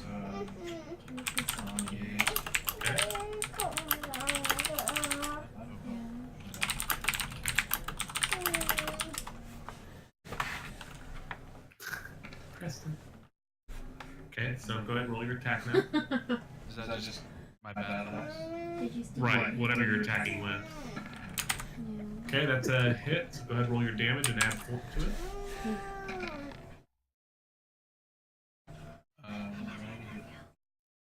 Do you have? Oh, I got an natural. I do like that. Just here too. Why did it have 4? Watch out, you almost hit your head. Did you click it twice by chance? Oh, we added the slashing thing. To one-handed or two-handed? Oh. Oh, so, okay, left side then. Yeah, left side. Yeah, that's right. You want one? Yeah. Or, I don't know which, do you have it? Left is your one-handed, right is two-handed. So, If- did you pull it out with your axe and shield, or do you only have out your back? No, I was just using my battle axe. Okay, so we'll count as two-handed, so 11 plus the 4. What type of damage is the axe? Slashing. Okay. Alright, Ooh, your so he butt's comes bad. charging at you. He swings his sword, starts glowing a sickly green color as it comes swinging towards you. And you definitely dodge it, and at the same time you dodge it, This diaper you is very swing soaking your axe right into soaking wet. again. You feel a sickening blow. Hey, I'm trying to listen. Cutie pants. And it We deals need a to get this sickening diaper off blow. you because it's yucky. Just And sit still for a minute. you know, it roared in pain.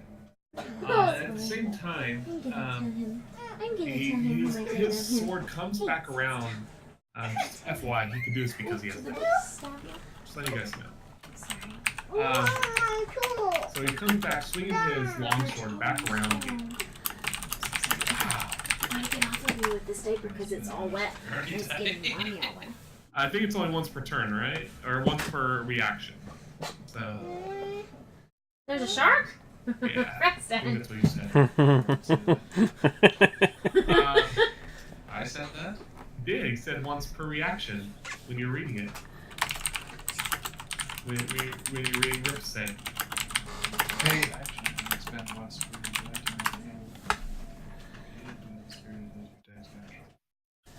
I didn't say anything about once per. You only get one reaction basically per round, is what it is. So he swings back at you, and he misses as you again definitely dodge out of the way. You're in long combat mode. Okay. What you need me from? I was just wondering, how many spells can I use? So Just 2?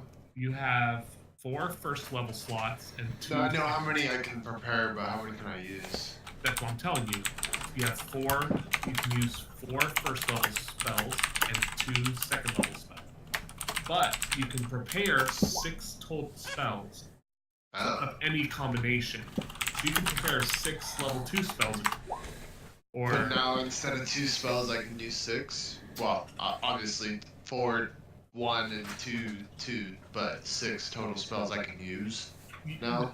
No, you can prepare 6 total spells, and yes, you can use 6 total based on your spell slot. So it's 2 different things. I have 4 level 1 spell slots. Right. Okay, I got you. If you wanted, you could actually prepare 6 level 1 spells and use some of them as level 2 spells. Okay? Right. Options. I would like use 2 for 1 or whatever. Right. Yeah. I got Probably. It's not drawn on my board, people. Why is there a shark in my water here? Oh no, was it you? Alright, so zombie man over here turns and swings at you with his fists. Right. Okay. And it just bounces off your chest armor to no effect here. Alright, so here we go into zombie horde time. This guy's still floating around the river. He gets stuck right there in between the rocks. What's up? Let me make some... Okay, just a little bit, and then you leave me alone. Alright, so Flint, you are now You want to share surrounded with your by sissies? zombies on all sides. That would be really nice. I bet they would love it if you'd share with them. My turn yet? Will it blend? Let's find you out gonna this share with time on Flint. Okay, come here. You can have some This more is a since you're little gonna share. horde of zombies pressing in close. Go share these with your sissies. And There's a then, sissy right there you can share with.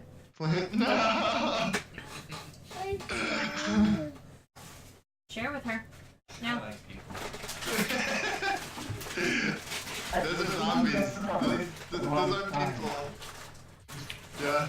Look at all the dead people. I just deleted a zombie. Hey, that was there so we knew where the poop was. Well, guess what? He stepped in the poop. Oh, he stepped in it. Gross, he smells worse. Oh gosh. Give them to the zombies. Guys, I found some friends. Just remember, zombies were people too. Wow, you got lots of things. Alright. This is gonna be rough. Zombie lives matter. At this point, Flint, you're getting assaulted from every side by zombies. There's no way you're not taking hits off this. Holy So crap. let's just do a general strength check for you here. Yep. General strength check. At a dwarf. Okay. Let me. Dang, if only I rolled a better initiative. Sorry, Flint. No worries. That's okay. If you come later, you can always heal us. True. Alright, sure. So Joe, you're taking swipes from at least 5 different zombies at this time. They're all hitting you. So go ahead and take 10 damage right now. A little bit lower. Okay. Just a little bit. And these other zombies on the sides are pushing close in here, but they're seeing another target they can probably get to, so they start trying to swim across the river here. It's a little group of them. So they're They swim.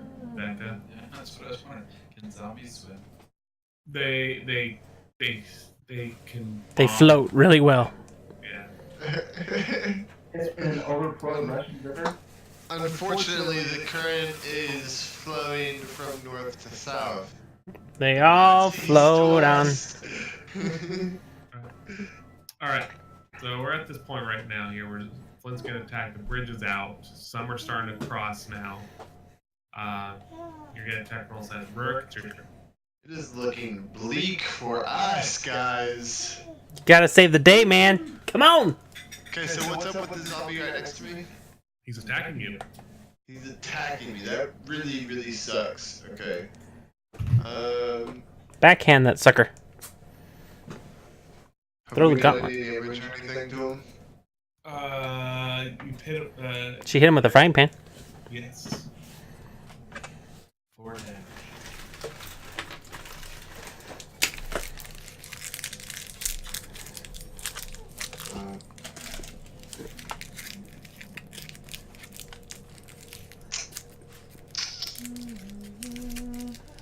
What do I have have to do to get away if I move? If I want to move? Just movement. Disengage. Yeah, it's good. Disengage if you don't want to take a reaction attack. If you want to take a reaction from the zombie, then you just move like normal. What's the difference? Zombie gets attacked you or zombie doesn't. But Right. if you disengage, you can get away safely without attacking you, and You just can't do an attack. yeah, you But that's my turn. Yes. That's your action, yes. But if I move and let him attack me, Well, clarification. You can disengage and then move. You can disengage and then move. You just can't attack. But if I move, I can still move. I just might get hit. Okay. So, for clarification though, are the zombies being washed down the river, or are they actually swimming across? So there's just some of them are starting to get flowing down the river. The ones that are in the middle of it here on the edge are not. These guys are not yet. But I'd say these three are maybe starting to get affected by the current here. Maybe starting to go a bit that way more. Stuff like that. So. Okay, so I'm gonna move here and cast Undead. All right. So real quick, are you you're not disengaging then? I'm not disengaged. I'm just moving. Zombie's gonna swing at you. 9 into your armor class. 5 is not hit. 18. Yeah. So you brush aside his attack. Yeah, it's pretty. Leaving our poor half-orc alone over there. Undefended. She made good pies. Rest in peace. Hey, I'm gonna use Turn Undead, so hopefully he's gonna start running away. So are you doing you're doing your channel divinity then? Is that what you're doing? What's that? Channel Divinity? Oh, is that my Channel Divinity, the Turn Undead? Yeah, I linked it. Perfect. Whoa, whoa, whoa! Why are we so unhappy? Whoa, Mama. So that's not a cantrip, that's a... That's a thing you can only use once per. That's fun, let me do it. Okay. Ow! By the way, you have a counter right above all those things, right above Dark Vision Channel Divinity counter, so make sure you count that off and keep track of it. 8. Let go of that. It's right below your flaws. Ow! Hold.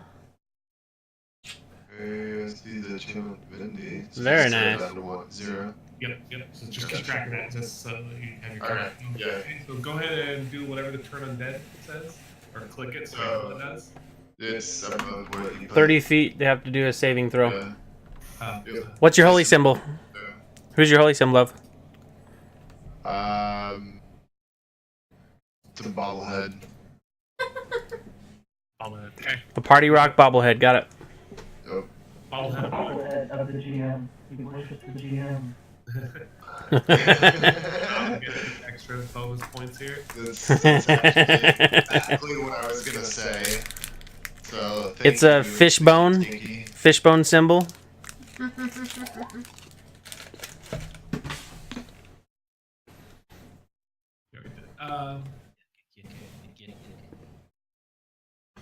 What are you doing with your voice and your sound? I'm curious to see what you're gonna do. I'm seeing what 30 feet of you is here. What? It has a verbal and a somatic component. What are you gonna do for those? Meaning, you gotta say something and do something with your hands. Sure. Okay, so FYI, those are all the zombies you can affect right here. Or undead. How can I help you, Fee?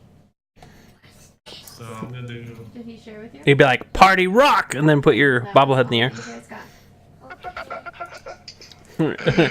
And then everybody will be like, shuffle, and they'll start dancing. Dirt, dirt, dirt, dirt, dirt, dirt. Alright, I enlist the help of my good friend Oryx, and we start breakdancing and... Party rockers in the house tonight.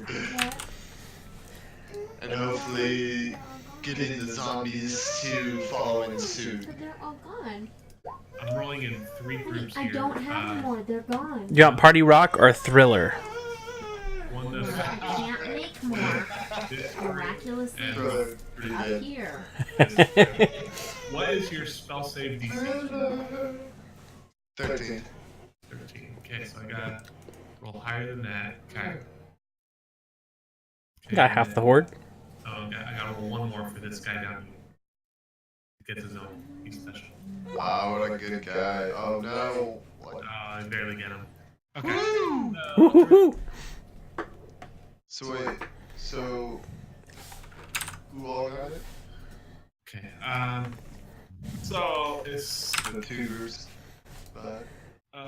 group left got it. Group center did not. They're bolstered by white. Group right did, and that guy did. Okay, so I got. What was the first? So you did 5. I did. I'm going to cancel that one because Gotcha. it's a pain in the butt. So, gosh, I have no way to really designate these guys being affected. Taking forever to mark them. Can you group mark them? Like, select them all and then mark? That's what I'm trying right now. Oh, you're cold. Cold hands. No. Oh, cold, Penny, cold. Nope. So I'll keep watching. Okay, so these guys in the back aren't affected. These guys are. Okay. I'm so scared, man. All right, so they'll start running away in fear for their actions, and that happens for 1 turn. Okay.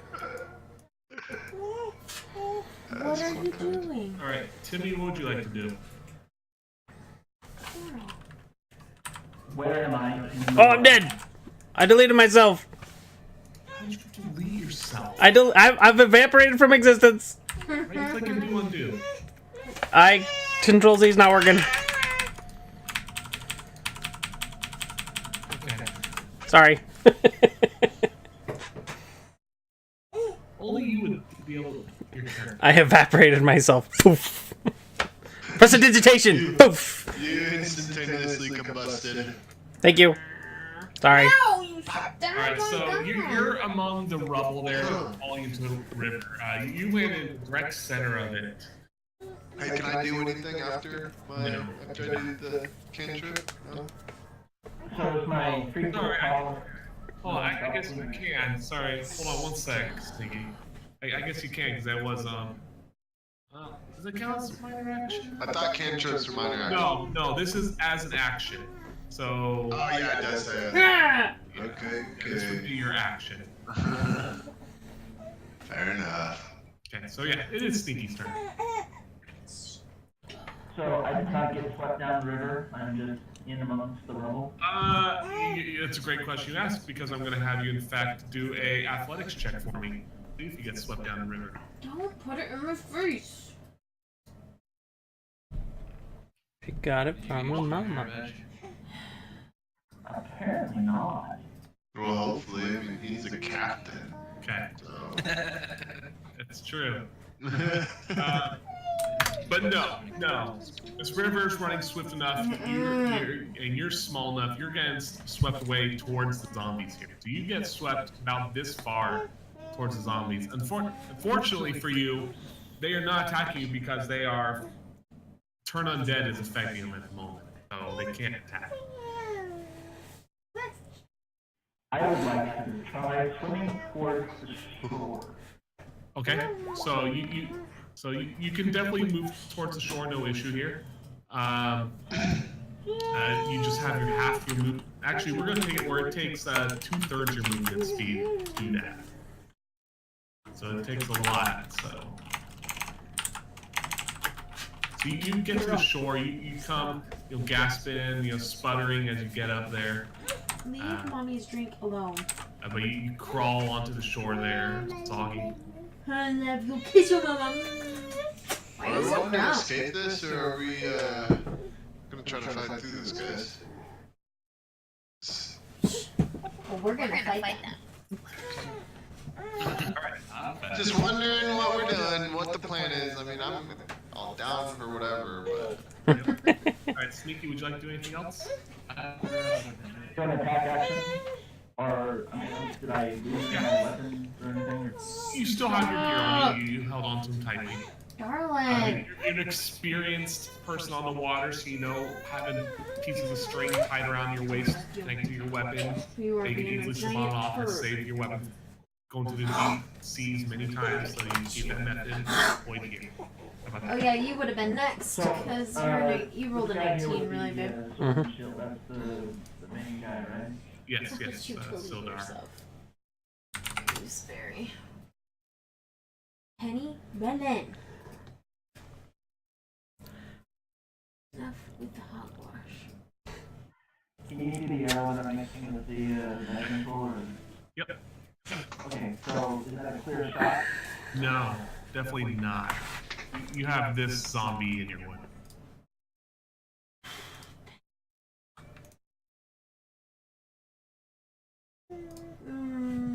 Alright, I'll take that shot. Go ahead. Okay, go ahead. Well, you're guessing your hand crossbow? Yeah. Okay, go ahead, roll your attack.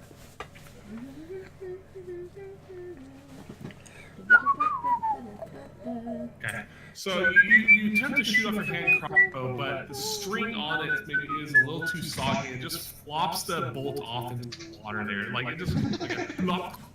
You know, it goes spinning because it doesn't shoot right. Well, this is embarrassing. Yeah, so make sure Nobody saw that. I saw nothing. And once again, I prove that mathematically I'm unable to win games with dice, which is why I never play Monopoly. Reasonable, very reasonable. All right. Let's take a 10-minute break real quick here so I can leave the bathroom and get some more. Okay. So, all right.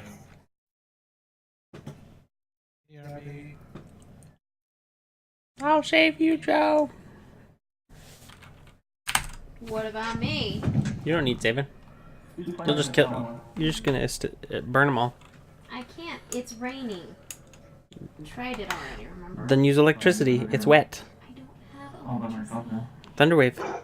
Honey, That's electricity. no, it's not. Yes, it is. It's just a sound. Thunder. It's thunder damage. It's Read not it again. lightning. Read it again. Thunder damage. Yeah, that's a sound. Lightning. Honey, don't bite me.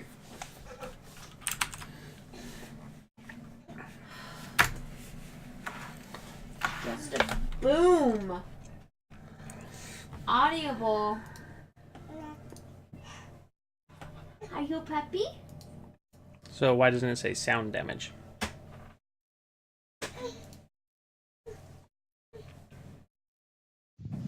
Where? Mine takes thunder damage. Thunderclap takes thunder damage. I'm pretty sure yours takes thunder damage as well. Yeah, thunder and lightning are different. I know they are in Science World, but this is D&D World. They don't have a damage for every type of... That's squirrel damage. No, it's going to be bludgeoning, piercing damage. They lump them together. Thunder damage But I would be... can't electrocute somebody. I don't have a shock of some sort.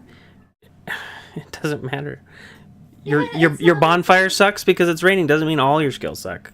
No, I've already used Thunder Wave. What are you freaking out about? I'm not freaking out. You're just saying that you can't do anything. No. I said I couldn't do bonfire because it's raining. Penny says no, that's not true, Mama. You got a duck in your mouth. What do you know? Got something tickling my nose. You got a duck in your mouth.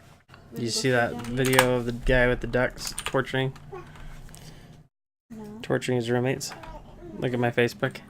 Honey, do I get on Facebook right now? Yeah, you can, because you got a web browser right in front of you. That's why I said go look at my Facebook, not did you look at my Facebook. Oh, hell.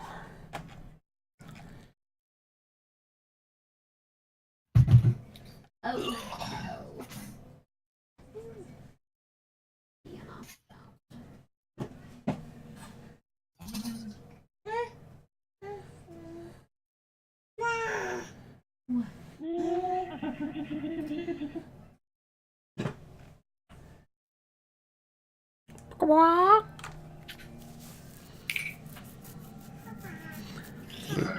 New Pacific Rim on March 23rd. I don't know. I don't know where people are at. I'm right up there. Okay. 2 people. When did you share this video, babe? It's it should be like one of the last 2 or 3 on my feed. The last one I see is the next door, and the guy getting a car. I see a duck. Make sure I gotta get in a car, scroll down further. It's the next one. The next one I see is the Team Coco, Conan O'Brien. It's a story. He tells about how his roommates, he had these ducks, and they said, here's a bucket. the guy that does the spam emails. Yes, that's what he says.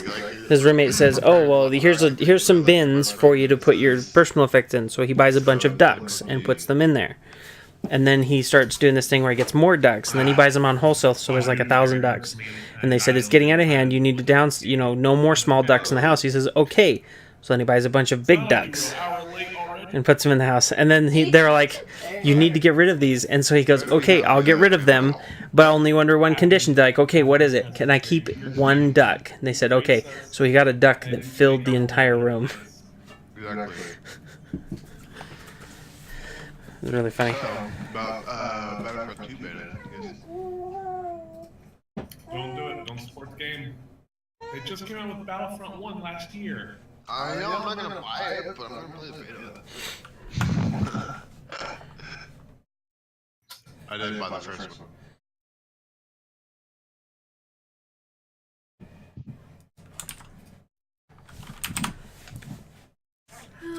Bum bum ba da ba ba bum.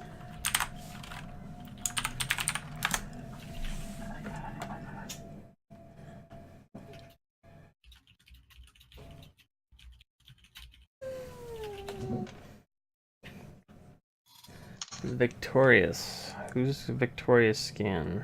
Graves? Wow. Really?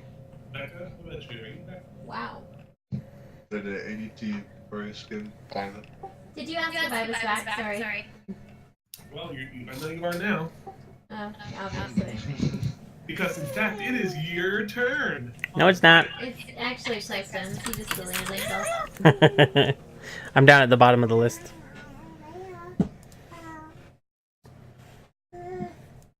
Please, pretty please.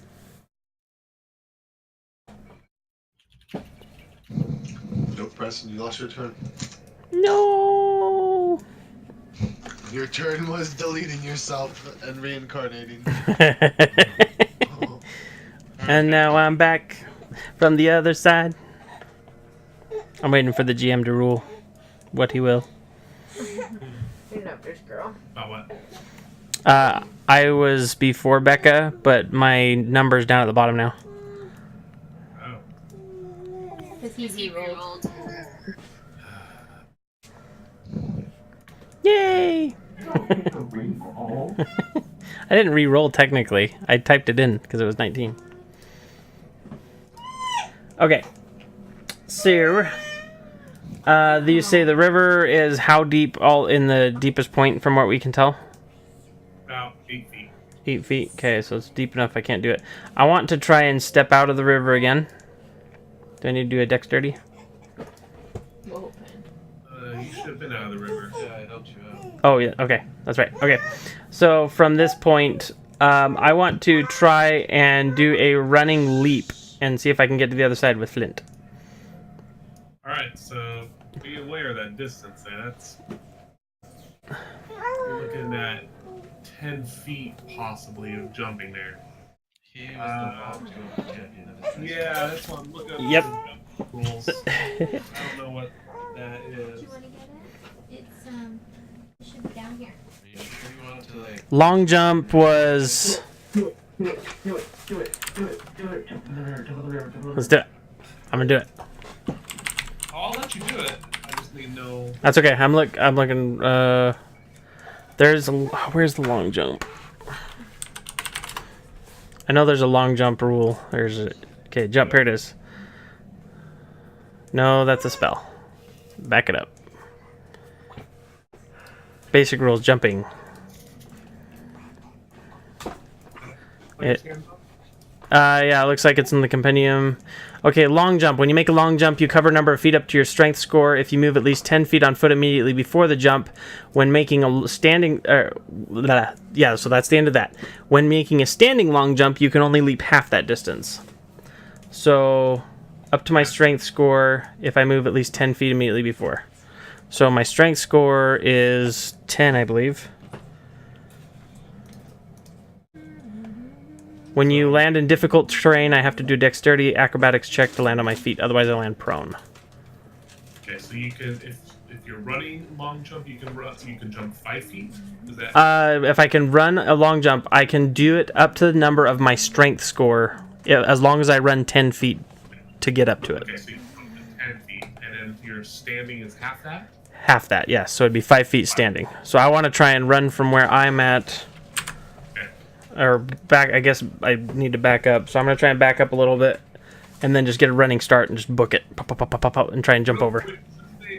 Does that count, if you're in that section of the book, does that count as your action? Or is that just a movement? This shows as movement. It's also under climbing, swimming, and crawling. They all fall under the same section. Okay, so you are going to be landing in difficult terrain. Okay, so do a DC 10. Whatever the check was, you said. Athletics. Which my athletics sucks. Let's do this! Hey-oh, Silver! Alright, so you go, you jump over the broken bridge there, you know, you're looking pretty good for a tiefling there. I'm coming, Flint! You land on just the edge of the broken piece over there. You're teetering back and forth, but you stabilize yourself with your tail, bounce yourself out, and you safely make it across. And I want to, from that point, bloop. Let's see, how far is that? That's 14 feet. And with the jump, I don't know if that takes disadvantage or how much that takes away from my normal. Can I move more? Do you? I don't know if I can move more. How much? What's your total movement? My total movement's 30 feet. Okay, so I would say that counted as another 10 feet of movement. Okay, so I've done 25. I can do another 5 feet ish. Yeah, but you're also surrounded by something. Okay, I just want to push up next to him, up into the bulk of them as close as I can. And I'm gonna turn to Flint and I'm gonna say duck, and I'm gonna fire Arms of Hadar, my whole Cthulhu tentacle blast in a 15-foot radius. Okay.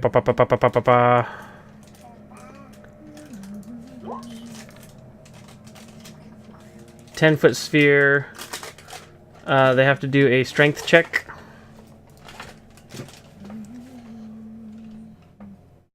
And if they fail their strength check, they can't make any reactions until the start of my next turn.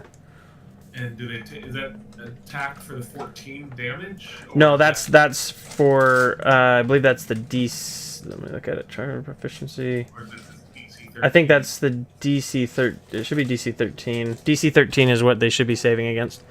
14 is the attack. So if the attack succeeds, then I believe it's the DC, and then whatever waterfall. Okay, so you definitely hit on everything. Joe, I think, saved. So when Joe... I think everybody still needs to do the strength check. So Joe, go ahead and do a strength saving throw. Do I get a bit of advantage since you told me to duck? You know what? Yeah, go ahead. I'll allow it. Okay, this is strength saving throw for zombies. It's a good thing. Wow. It's a good thing you just did the advantage. Okay, wow. White, definitely strength. Jeez! Okay. So half damage? Gosh. Yes, half damage if they save. So, And he still has his reactions. I don't know if this one hits Joe or not, then, because He has higher AC, but well, never mind. He takes half damage. It just doesn't have the effects, I would think. But that's up to you. That's your call. No, I just don't get the spell, is what it is.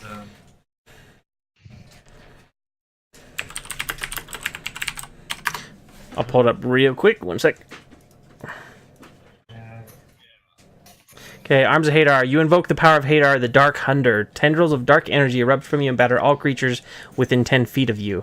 Each creature in this area must make a strength saving throw. On a failed save, the target takes 2d6 necrotic damage, mine's 3d6 because it's at a higher level. And can't take reactions till next turn. On a successful save, the creature takes half damage but suffers no other effects. Okay, so it hits them regardless. Yes. For what it did that 14. I'm not sure. So Joe dodged it, or Joe takes half damage of that 10. So you take 5. Zombie Man, the white takes 5, and it sucks dealing with this main character's game. I know, right? Alright, all these other guys take 10. They're within range. Maybe it's because of that attack checkbox that it did a 14 roll. Yeah, I want to say that's the case. I'm going to try unchecking it just for... Yes, okay, there. I took the checkbox off. Ignore that second one. Okay.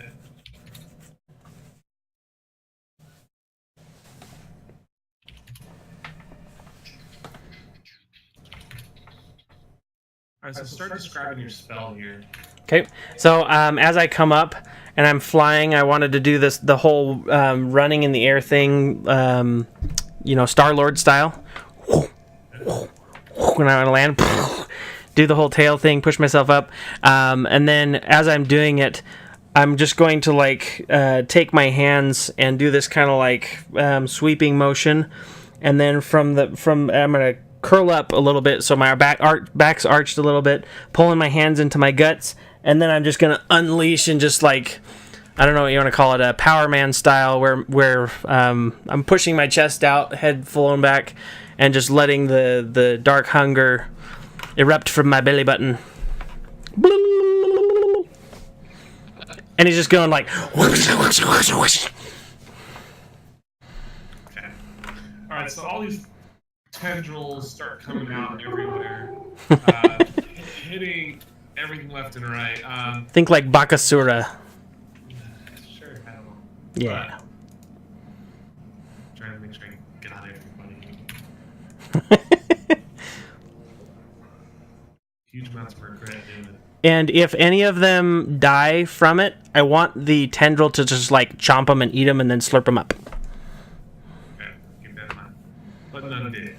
So, Joe and the white, they both shrug off the tendrils. It doesn't affect them. But all the other zombies, they again back and forth, taking heavy damage. Some of them, limbs start falling off, slabs of flesh. A few are out of the range on the outer edges, here, out of the range of it. Some in the water even get affected.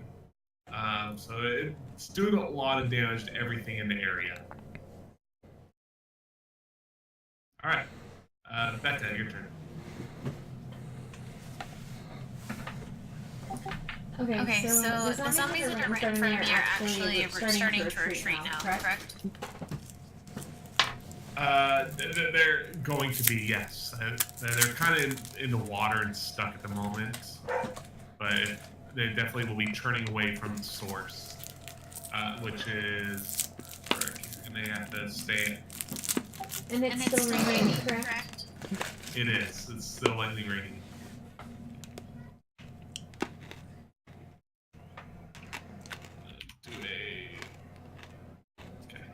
Okay, I want to cast Entangle on the zombies in the middle. Right where they're all standing here? Is that what you're talking, or? Okay. Go ahead.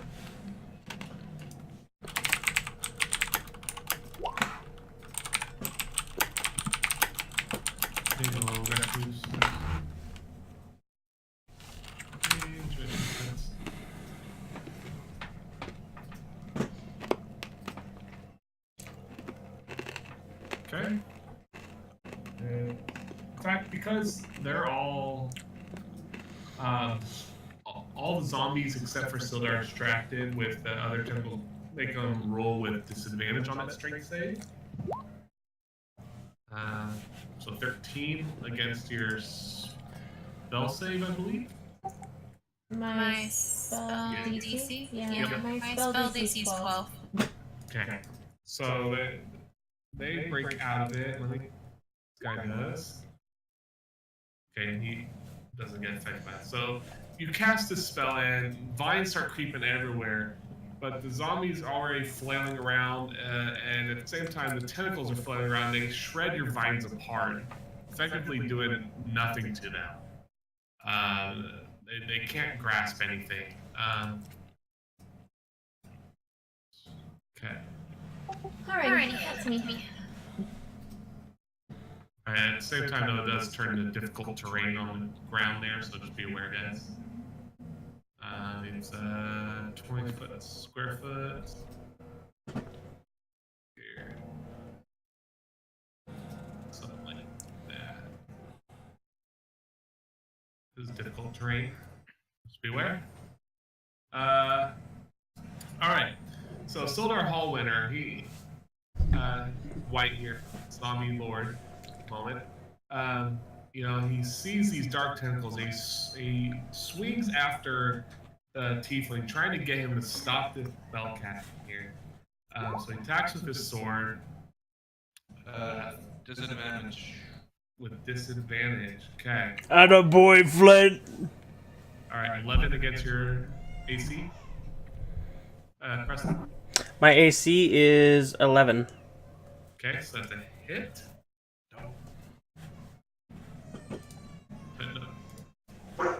Can't remember. It's I believe it's in favor of the attacker, yes. okay. Favorite attacker. Okay, that's my thought. Also, my Entangled is a concentration spell, and it can last as long as I want. So I could disperse it, and that rough terrain can be gone. Right. So you can keep concentrating on it. I think you can also cast other non-concentration spells and keep it up at the same time. Correct. But if you get attacked while you're concentrating, you have to roll something to make sure it doesn't affect. Constitution saving throw. Right. But since I didn't ensnare or entangle anyone, I would just release concentration on it. Okay. Yeah. So we can make sure. Okay. Sounds good. So the vines wither away. Difficult terrain goes away here. All right. So 11 hits there. So Yep.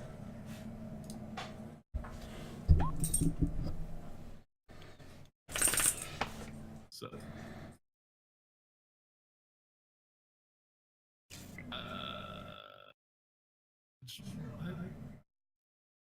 I'm trying to figure out the numbers it's telling me here now. I think it's just 8. Yes. 1d8 plus 2. Is that it? Yeah, 1d8 plus 2. Okay, so he swings at you with his Preston. Okay. And it slashes you across the shoulder here, dealing 8 points of damage. And he comes back around for another swing with his life drain here. Okay. And it's As he does that, after taking damage, I want to be like, Sildar, I thought you were my friend, and I just want to like backhand him with the whatever rebuke. Okay. So yeah, I'm gonna cast Hellish Rebuke 2nd level, which is a reaction. Alright. Do whatever. I don't know. Did that do it? I clicked it. I'm just waiting for it. Okay. Waiting. I get the feeling it did not do what it's supposed to. Let's try it again.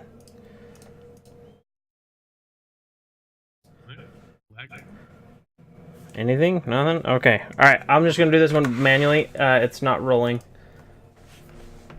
For whatever reason. Want me to roll for you? Yeah, so this is going to be 3d10 fire damage. Second slot. Yes, so it's normally 2d10, but because I'm casting it at the 2nd level, it's going to be 3d10 damage. Okay. And the creature must make a dexterity saving throw.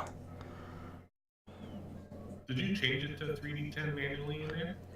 Yes, on the one I did change it to 3d10 just because all my slots are level 2, so regardless I have to cast them at a higher level. If that makes sense. Yep.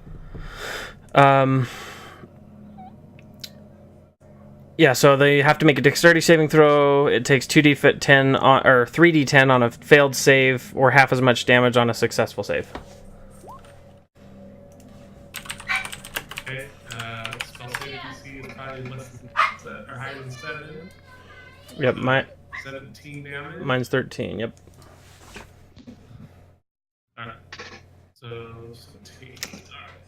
So you go. He slashes you with his sword. Your hand back, point your finger, and let out a hellish rebuke of flame and fire. Same thing, quite really. Is this how you treat your friends? And his leather is on fire. He's burning. He's letting out a ghoulish howl. And you definitely see the hatred in his eyes here. And his blue eyes are flickering a little bit now. You can definitely see this has pained him quite well. His eyes are flickering and whatnot at this moment. I look to Flint and I say, "Remember me." And they stabilize back again. And, you can somehow tell through his eyes. There's barely any skin around him at this point. But they somehow look into an angry thing, and he swings back at you with his life-draining sword. And that still gets disadvantaged, right, Joe? Yeah, any creature that attacks that's within 5 feet of me, holding a shield. Sorry, so I need to do a Constitution. 13. Yes.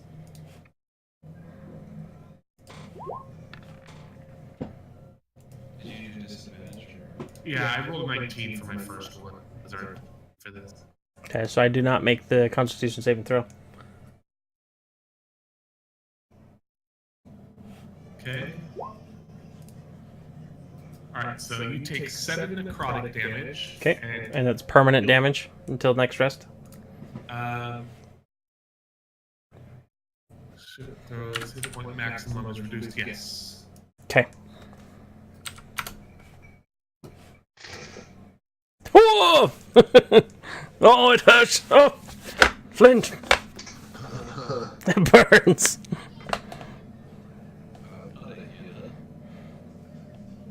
Just remember me. Remember me when I'm gone. Okay. Roger. Touche. Alright, so you feel your life essence start draining from you with the pack here. No. Arlette's lips curl to a little bit of an evil smile. It doesn't restore them. That's why I thought it would have done, just give them a little bit of help. Whatever. Alright, Flint, your turn. So, he let out a hellish rebuke. This guy is burned up pretty well. The other zombies have been, again, assaulted by tentacles and everything. What do you do? I would like to remove his head. Spotty? Okay, go ahead for attack. Athletics. And just make sure you're doing this two-handed, right? Yes. This is what we call Flint math. Yes. That's nice. Okay. So you swing at it, but the zombie has enough presence of mind to raise his shield and block off your attack. No issue. I would like to use an axe surge and try again. Okay, go ahead.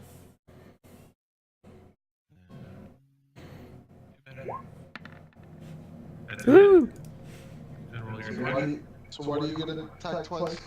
His action surge is part of his class. It's a bonus attack, basically. Bonus action. Okay, while I'm doing this, let's see. I will do maneuvering attack. So I'll expend a superiority die. Okay. So, I'll do the attack with this. Okay, so So, on the right, I believe. Yeah, that's Yep. Yep. 6 for that, plus push die. I need to roll a 1d8. And we add that damage. Okay. And then Sophia? Preston, half his movement speed. Yeah, I'll just tell him to give me or something. Okay. So Preston moves you.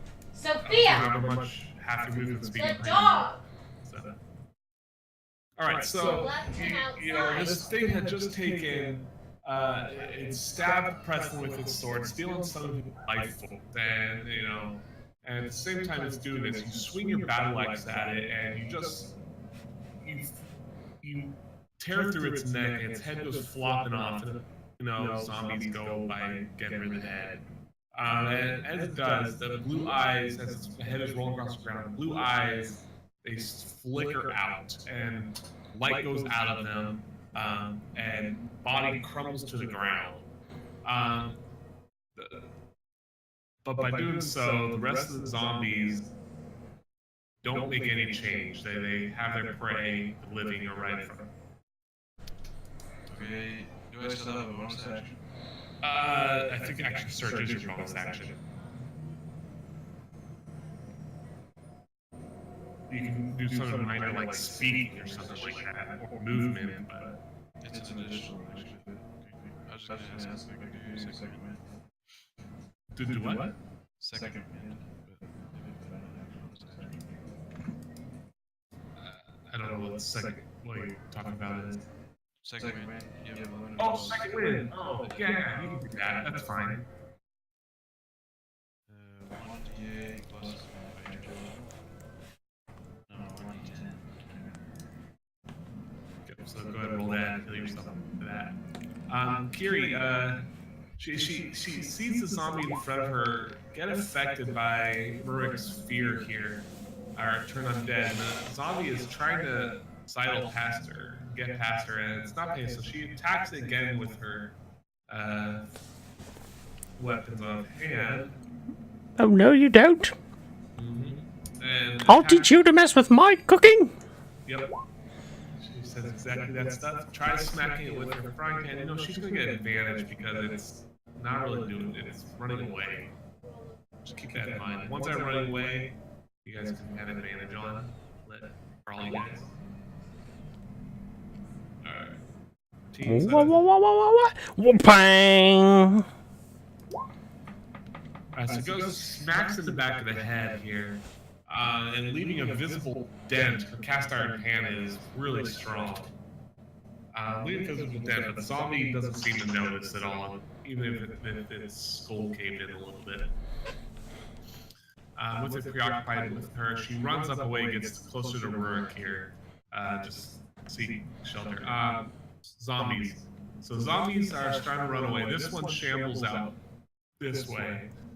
These guys are floating down the river here. They're still in turn undead status. They're affected by the river. This guy's Shalmuf, and he gets out of the river, starts going that way. This guy gets away from here.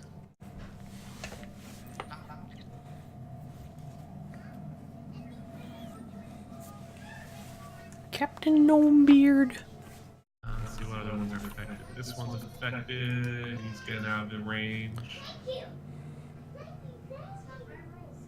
And these zombies you see affected, this guy's getting washed in the river here. He's stuck on the rocks in the middle river there.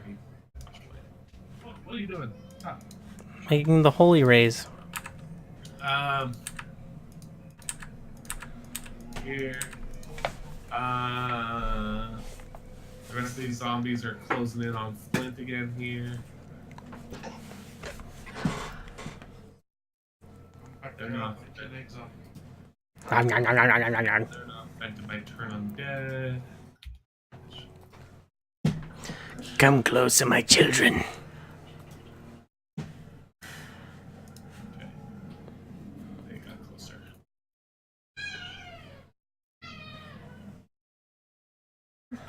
So the zombies affected by turn undead, they get out of the effective range. You see them just hovering around the edge of the circle there.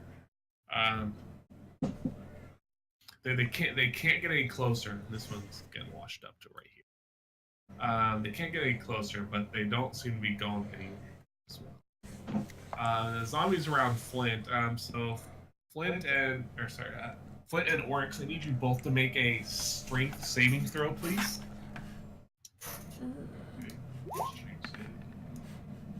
Let's see if you can, how much you can really avoid of these guys. Okay. Mom.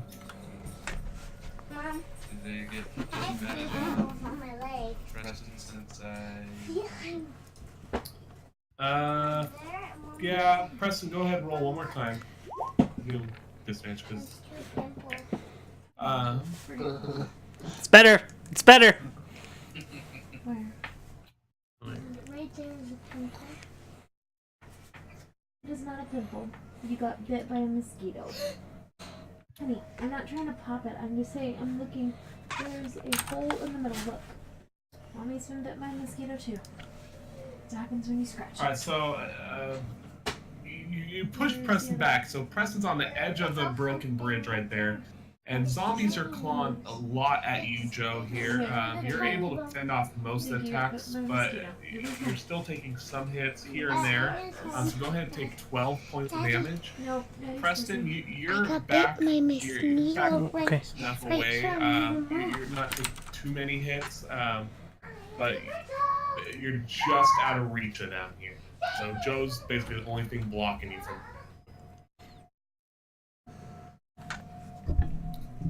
Roger, roger. And then Rorik, it's your turn. So you've affected a bunch of zombies. They're staying effectively away from you. But boy, you can tell about 30 feet away from you. You see the other two across the river getting assaulted by a horde of zombies. Preston, I just found 2 of this exact same potion. Yeah. Yeah. It's exact same. Like it has the same Why? trim at the top, the same knobs. It's funny. Yeah. What? So we got us. Okay.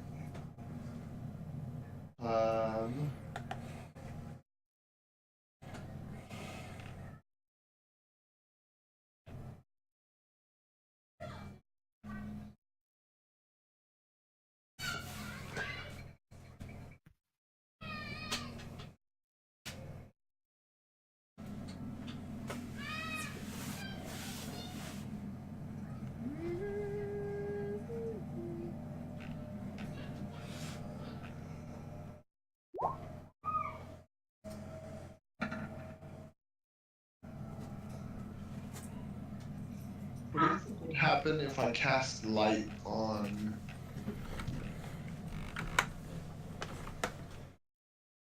zombies affected by light at all? Vampire. Vampire? What were you asking? Do I know anything about these zombies' weaknesses and like that? Go ahead and do a religion check. he is a vampire. Alright, so you know zombies are creatures of the dark. They do not like the light. Yeah. You should make my battle axe glow. Alright, that's what I'm doing. We're going back to this again. Glow. Alright, let's Okay. cast light on his battle axe. That's just a cantrip, right? Yeah. Okay. That's your minor action then. Alright, so you, Flint's battle axe starts glowing and zombies, what's the range on that? 20-foot radius.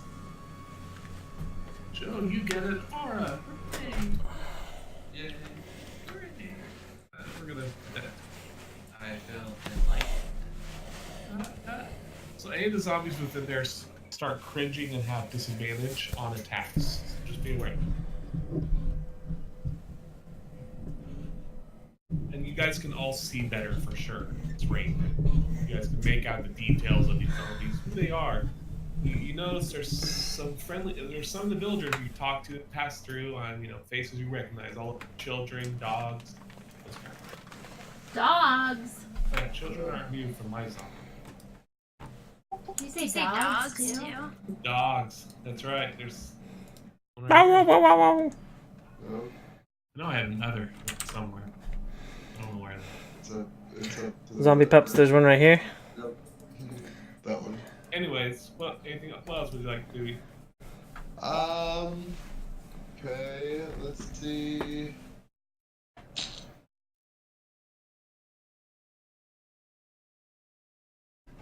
And I assume the light used the phosphorus moss from the cave we were in. Yes. Because he picks them up. There you go. I still got some. I can dig it. Let's do this. Thank you for catching it. You're welcome. That's okay. Dang it. So, like, okay. Because I have a cool spell I can't use because I don't have the component for it. Well, I mean, do I have to have the components? If it says you have to have a component, yeah. But it'll say explicitly what you have to have. Like mine will say like owl's feather, or like Oh, it does. you've got rubies, you can crush them in your hand. Because you're rubric iron fist, not iron fish. Okay. Just ruby dust. What's your health at? 3. So, how do you convey that to him, Preston? Are you asking me in real life? Otherwise, I'm just kind of like a limp noodle, just kind of like clutching my side and. How you doing over there, Oryx? I'll be dead soon. Soon enough, I can meet Asmodeus himself. It's the friendly fire. It's pretty bad. Okay, so I'm gonna go ahead and use healing word on him. How much health do you got, Flint? I have 12 hit points. Okay, so I'm gonna go ahead and use healing word then. On who? On word. Oh goodness. Sorry, dude. Okay, 4. Alright, so... What's the special healing word? I want to know. What is it? I bring you love. Moon Tiara healing power. Alright. I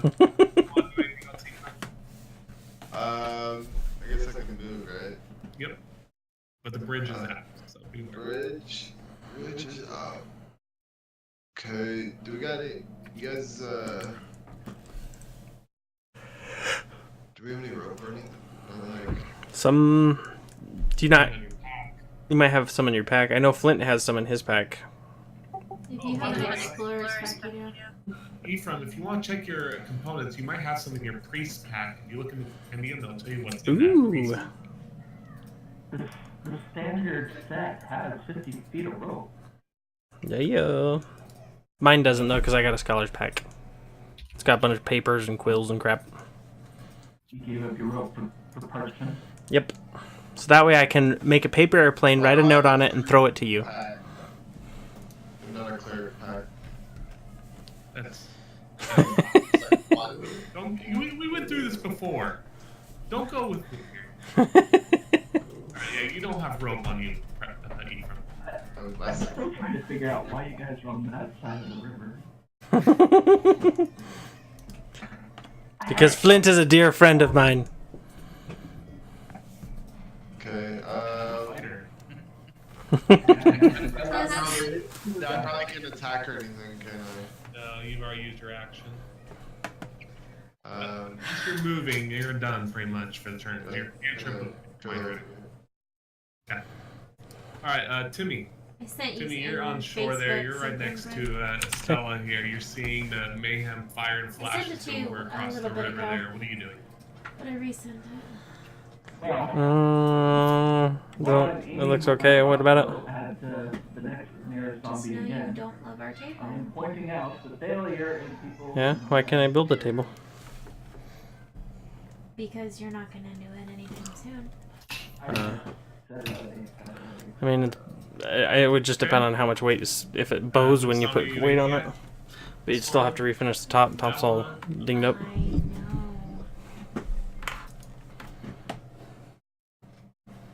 The pink one. Red one. Okay.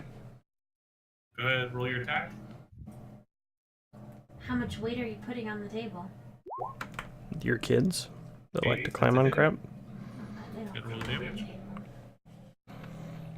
Either way, our table can support them. This table. Okay. So you It's fire your very crossbow. heavy and Pull off, sturdy. and it goes and thunks into the neck of this zombie with an audible. Sorry, that's the sound we're going with. And it doesn't. Again, it's zombie. It's not thinking at this point. It doesn't seem affected by it, other than chunks of flesh are hanging off the throat there where it hit. It sounds like pretty calm. Yeah, good old zombies. Would you like to do anything else? I guess I only get one attack, so.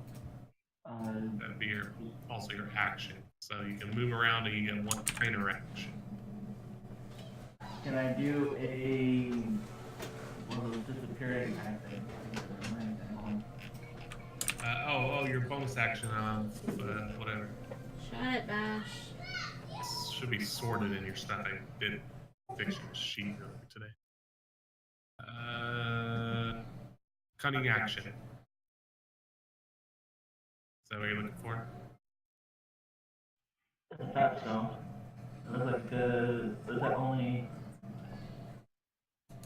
That gives you a Yeah, bonus action. high. Okay. So you definitely can do that. So around, you hide where. Go ahead in your movement range. Go hide behind something. 5 hours later. Okay. Now, behind the bush. Okay. You're hidden in the bushes now. All right. And guys, that's where we're gonna call it for the night. Little zombie attack. Ah! Yep. Dun dun dun! And they're being brave and taking on 30 zombies. Don't worry, Flint can take them. For another round, maybe. That's why we got all those health potions, right? We'll just keep popping potions while everyone else kills them from the other side. I have one person. I've got 4. Because he needs them all the time. Like usual, you guys actually exceeded my expectations of where the heck you would be going. This was actually created as a last resort side of thing here. I'm letting you guys know this now here. I was actually expecting you guys to do something else. If you hadn't taken Kiri here and tried to get her into town, this probably would have never happened. It's true. It's all because we wanted her to come and go to the town. I wanted to give her employment, but now she's going to be our permanent cook that follows us everywhere. I'm just sad that I wasn't able to loot the kitchen for booze and burn the place to the ground.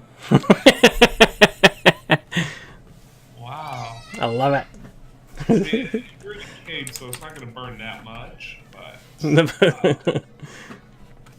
Depends on how much alcohol. You don't know until we try. If we roll a 20, it just might. Gosh dang it. That's awesome.